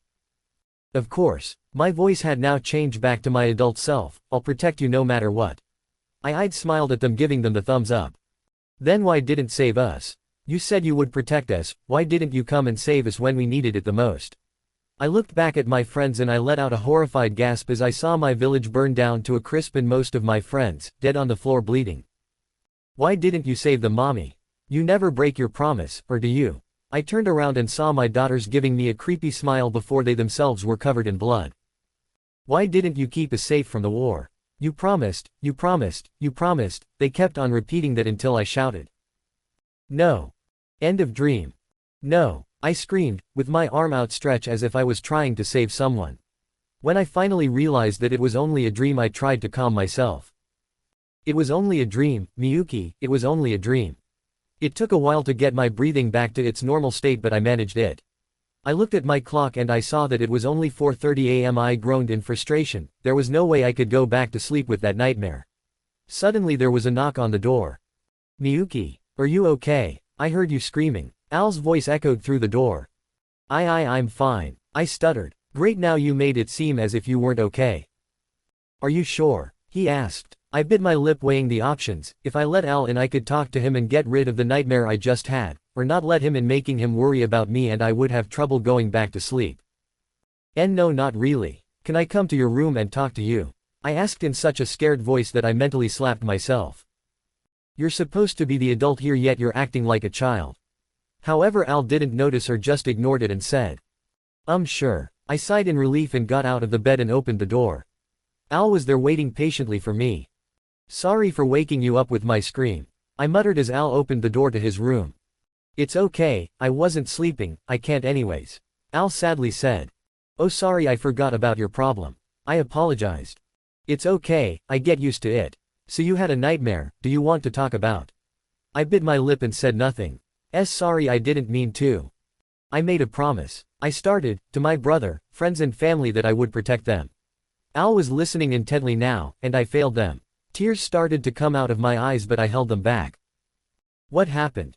My brother's village was attacked and most of my friends died. I made them a promise to protect them and I broke it. I never break promises, but yet I did. I was silently crying now. I also made the same promise to my daughters, but how am I supposed to protect them if I'm millions of miles away? I cried. Don't worry, you'll get back to your daughters soon. I smiled at him. He was trying his best to cheer me up when he didn't even know the truth. Thank you, Al, sometimes that's a person needs to hear. Some reassurance. I gave him a hug, putting some chakra in his armor so he could hopefully feel it. He gave a little gasp and hugged me back. See, can't be breathe. I gasped out. He immediately let go. Sorry, I didn't mean to. It's fine, so what do you want to do until your brother wakes up? I asked. I don't know, what do you have in mind? I grabbed my chin and thought. What about shogi? I asked, remembering the game Shikamaru gave me as a wedding gift. Shogi, what's that? It's like a strategy game. One of my friends played it constantly and no one could beat him at it. He decided to give it to me because his wife got him a new board. I'll go get it, I said, exiting the room to get the shogi board. I was so lucky that regular ink could still be used for sealing. Although the higher the quality of ink I used, the better it worked. They also sold scrolls so I could store stuff into them when I couldn't fit anything in my pockets. I went into my room and grabbed the game scroll and unsealed the shogi board that I made with alchemy. I brought back to Al's room and I taught him the rules of the game. After about 5 minutes of explaining the game, we began our match. Who was smarter, Al or me? You're really smart, Al, it looks like you're going to beat me. I said in surprise. Al had somehow cornered one of my last knights and all was left was the bishop, a lance, a gold general and the king. I was pretty smart and the only Shikamaru could beat me, but yet Al was so close to beating me. Really? Thanks. I smiled at him and moved my gold general back one space, where his king was, and I finished the game. Checkmate, I smugly said. I still held the record. What? Wait, how? You forgot that a gold general can move back one space. You left the king unguarded and I took the opportunity to take out the king, so therefore I won. Beat that Shikamaru. I still got. I gave Al a victory sign and Al's sweat dropped. And I really thought I was going to win. He grumbled. I patted his shoulder. It's okay, the first time I played this game I almost won, but I made the same mistake as yours, so it's okay. That made Al smile, at least I think he smiled, and put out his hand. Good game. Good game. And I shook his hand. Suddenly there was a knock on the door. Hey Al, are you ready? It's time to go to Mustang's office. We both looked at the clock and we stared at it with shock. It was almost 7. That game took longer than expected. Crap, I'm not even dressed yet. I yelled, getting up and running towards my room. I'm so glad they gave me a room next to the Elrics. It made looking after them much easier. Miyuki what? Can't talk, gotta get dressed. I shouted running past Edward, to my room and changed as quickly as I could. I think I made a record time. When I came back out I was in my outfit, putting my watch in my pocket, eating a banana, and locking my door. I didn't even bother to put my hair in its usual ponytail since I didn't have time to find a hair tie. Why were you in Al's room? Edward asked once we were on our way to Mustang's office. Oh, I couldn't sleep and I decided to play a game with Al and time just flew by. I said while chucking down my banana. Edward glanced at Al who agreed with me and Edward left it at that. While we walked to Mustang's office I realized why are we coming here? We didn't exactly have to come here. So I decided to ask Edward. Hey Edward, why are we going to Roy's office? We don't exactly have to be there. Edward put his head down in sadness and whispered. I just want to know what's going to happen to Tucker and Nina. I gave him a sad smile. Truth to be told I also wanted to know what would happen to that bastard and Nina. We walked in silence for the rest of the way and finally we approached Mustang's office. Edward just stared at it before walking off. I was about to ask him why he decided to just leave when the doors opened. Edward, Miyuki, what are you guys doing here so early? Asked Riza. It looked like she was heading out. Miss Riza, good morning. We were just wondering. What's going to happen to Tucker and Nina? Edward asked. I saw Riza's eyes sadden a little before they were back to the stoic gaze. Besides having his license removed, Mr. Tucker was supposed to go to Central to have a trial. Wait, you said was? What happened? I asked. The two of them died. I stared at her with shock. We were just there yesterday and they just died. Wait, what? I semi-yelled. Officially they were killed though. I'm telling you this because even if I had lied, you three would have found out the truth. She then started to walk away from us. Wait, by who? Edward cried running after her. I'm heading towards the crime scene now to find out. I'm coming then, I said. Riza nodded and continued walking. Wait, take us too. No, Riza bluntly said. Why not? She abruptly stopped and said. It's better if you didn't see. And she continued to walk leaving the boys standing there. Do you have a jacket with you, Major Miyuki? Riza asked me.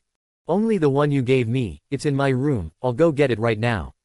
I said and sprinted towards my room. I grabbed the jacket and went to join Riza downstairs. We took her car to the crime scene and I saw people already there. As we came to Mr. Tucker's room I recognized Roy and Hughes, but there was a muscular guy next to Hughes also looking at the bodies. He was almost bald except for a large blonde hair that curled and he had a blonde mustache. Colonel Mustang, let me get this straight. I came here to pick up a living Mr. Tucker, and you expect me to go back to Central to put a corpse on trail. For God's sakes Mustang, we didn't come down here to do an autopsy. Hughes said. I could tell Roy was annoyed at the situation too. Yes, I know we made a mistake, Hughes. Just take a look in any case. So what happened to him? I asked. They all looked up and saw me. Ah, Whirlwind, here to help with the case. Roy asked. Yes. Hello Hughes. How are you doing? I asked politely. I'm doing fine, it would have been better if I didn't have to examine a corpse though. Hughes said sarcastically. I smiled at him, still the same Hughes. Is this the new state alchemist I heard of? The blonde muscular man asked. Yes, the name's Miyuki Namikaze Uzumaki Sabaku, or otherwise known as the Whirlwind Alchemist. It's a pleasure meeting you, Major Alex Lewis Armstrong, or otherwise known as the Armstrong Alchemist. Behold the strength of the Armstrong that's been passed. Major Armstrong, we are investigating a crime scene, please refrain yourself from doing that. Roy pleaded. I was thankful that Roy did indeed stop Major Armstrong, before he could do something that I probably didn't want to see. He certainly could get along with Guy and Lee very well though. Very well, Colonel, Major Armstrong said. I looked back at the clothes-covered victims and lifted to see what the damage was. Ew, that's just disgusting. I said. I've seen many dead bodies, and there were only a few that I had to say ew to. This made it on the list. Well, the head's blown off completely as if it was ripped apart from the inside out. The rest of the body looks the same way except it not as bad as the head. I would say whoever killed Mr. Tucker must have used some kind of alchemy to make his head explode and rip the rest of the body. I said. I could have probably found out more if I used medical ninjutsu, but I couldn't risk it just yet. I looked back at the people who stared at me with shock. What? Is there blood on me? I asked. How the hell did you conclude that just from examining the body? Roy asked. Where I came from, I was a doctor in training, so I know some stuff about the body. I did medical autopsies a lot, so this is normal for me. I half lied. I wasn't a doctor in training, I was a full-fledged doctor. They got over the shock and Hughes asked. Did the officers outside die the same way? Yes, Roy replied. Hughes sighed and looked at Major Armstrong. What do you think? There's no doubt about it, it's him. Who may I ask is him? I asked. Scar, they said. I froze for a millisecond before regaining my posture. Could it be that Scar found a way here? No, it couldn't have. He was too much of a coward to perform human transmutation. We don't his real name, but that's what we call him. The only way we can identify him is the large scar on his forehead, Major Armstrong said. Yup, defiantly, not Scar, he didn't have a scar on his forehead. But why did he go after Mr. Tucker? He's an alchemist killer, Hughes said. So far he's already killed 5 national alchemists in Central and 10 throughout the nation. I had to whistle at that. That's pretty impressive for just one guy to kill about 10 state alchemists. Yeah, we heard about him here too, Roy muttered. He even took out Grant about 5 days ago, Hughes said. He took out the Brigadier General Grant, the iron-blooded alchemist. The military hand-to-hand combat specialist. Roy shouted, shocked. I guess he was pretty good if Roy was surprised about his death. Yes, and he's very dangerous. You should take precautions and have several escorts around you. You too, Miyuki, even though I heard you have good skills, you shouldn't take the chance. Hughes told us seriously. So far he's going after well-known alchemists.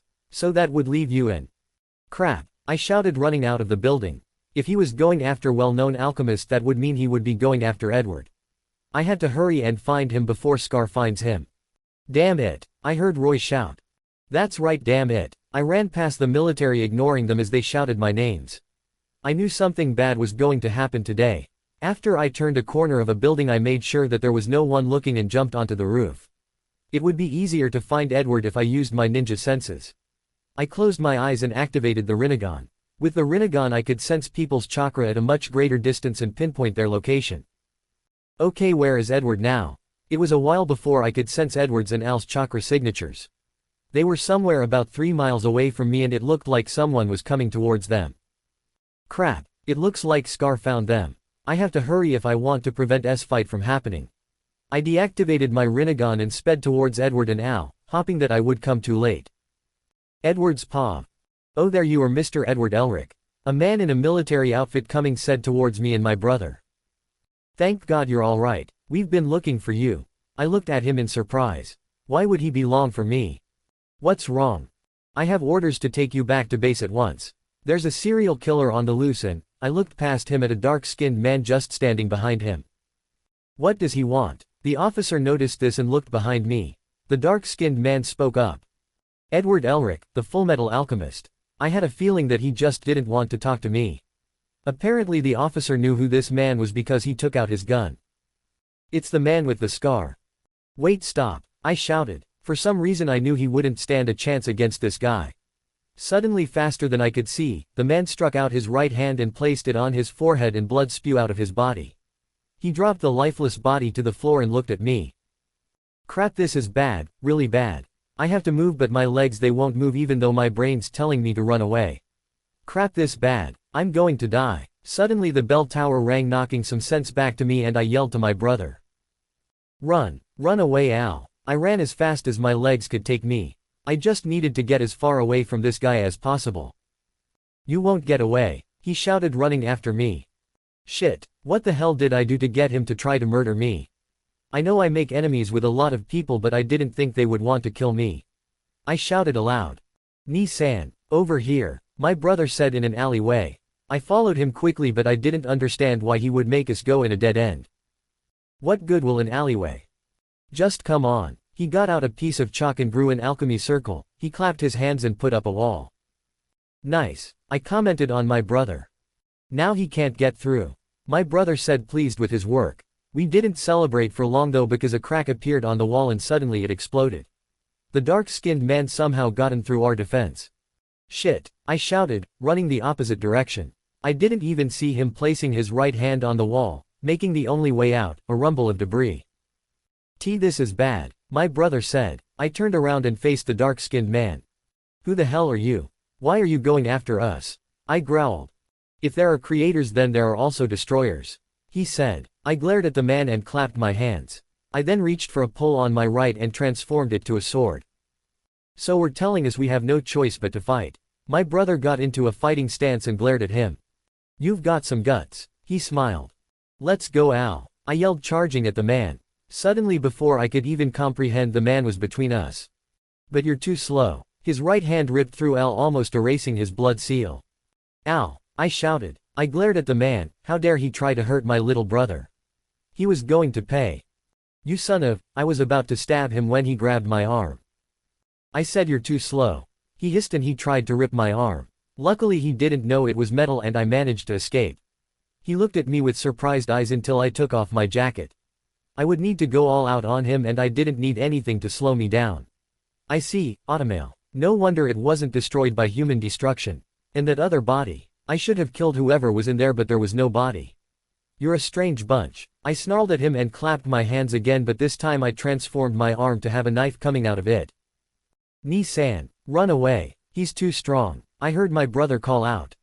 And what leave you here? I'm not going to run away, you idiot. I shouted at him for his stupidity. I would never leave my brother behind, no matter what. So by putting both your hands together you form a ring and use the cycle the energy to transmute. Then, he struck out his right hand ready to attack. I charged at him, hoping that I could take him down, but somewhere in the back of my mind I knew that was useless. I struck out my right arm and managed to give him a scratch, but he grabbed my arm, making it impossible to move it. I'll have to destroy this annoying arm first. I failed to realize that he had his right hand on my automail, and before I knew it my arm was destroyed. Ni-san, my brother shouted as he saw me fall to the ground, clutching what was left of my right arm. I'll give you a moment to pray to God. I don't believe in a God. I said, it's only me you're after, right? My little brother Al, you're not going to kill him, right? I asked, hoping that my little brother could be spared. If there are obstacles I will remove them, but I only have business with you, Fullmetal Alchemist. He said. Really? Then promise me you won't touch my little brother. I pleaded with him. Ni-san, I heard my brother whisper. I'll keep my word, the scarred man said. What are you saying, Ni-san? Run away. Get out of here. My brother shouted. Get up, run. Stop it, stop it. My brother shouted even louder, sounding close to tears. I could feel the man's hand coming closer to me, and for some reason I welcomed it. As long as Al's safe, then it would be okay. It would be wise if you let Edward go now if you want to live. Another voice shouted. I looked up at the man and I could see he was staring at someone behind me. I turned my head to the side and I could see Miyuki standing in the rain, looking pissed at the man. And who are you? Miyuki Namikaze Uzumaki Sabaku, the Whirlwind Alchemist, she muttered darkly. The man stepped away from me and put out his right hand. If you wish to interfere I will eliminate you. Well, then I'll make sure to kill you first. She clapped her hand and shouted, Duck Edward. I did as I was told, and a second later a whip made out of wind flew just above my head and almost sliced Scar in two. Your fight is with me, she said, taking a fighting stance. Maybe Miyuki had a chance to beat Scar, maybe. Don't worry, Ed. Everything's going to be fine. She smiled at me and charged at Scar. Miyuki's paw. Please, let them be alright. I silently pleaded as I sped over the roof to get to Edward and Al. I felt Edward's chakra spike up as he went into battle with Scar. It seemed that Al was down for the count but was still alive. I was only a block away when I heard Al scream. What are you saying, Ni-san? Run away. Get out of here. Get up. Run. Stop it. Stop it. I jumped down to the ground and I saw Edward, armless, and Scar was just about to put his right hand on Edward's head. It would be wise if you let Edward go now if you want to live. I shouted, giving away my position. It worked and Scar lifted his hand away from Edward and looked at me. And who are you? Scar asked. Miyuki Namikaze Uzumaki Sabaku, the Whirlwind Alchemist. I muttered darkly, releasing some killer intent, hoping to scare him, but it didn't work. Damn, he must be used to killer intent. He then put his right hand forward, waiting to attack. If you wish to interfere I will eliminate you. Well, then I'll make sure to kill you first. I clapped my hands and shouted, Duck Edward. He complied and I shot out my wind whip, but Scar dodged it. Damn, he's fast, but why is he only using his right arm to attack? Your fight is with me, I said, taking my old ninja fighting stand. It was a while since I only used taijutsu, and I was probably rusty. I prefer to fight with either weapons or jutsus. I could see Edward looking at me with a little hope in his eyes, as if he wished that I could beat Scar. I only smiled at him and said, Don't worry, Ed, everything's going to be alright, before charging at Scar and sending a punch at him. You're not like the other alchemists. Scar said as he dodged my continuous punches. I guess you can say that, I said, and I did a black flip to avoid one of his kicks he sent to me. I clapped my hands and created a sword, but before I could swing at him properly he struck his hand at my head, hopping to blow my brain to bits. Luckily I dodged at the last second and he only destroyed some of my hair, making it uneven. Okay, so I know I have to stay away from his arm unless I want to die the same way Tucker and Nina did. I'll admit you're fast, I said as I dodged another of his attack. Quickly I stepped on the wall that I was cornered in and flipped over him, slicing at his back. But I'm faster, I chuckled as I managed to slice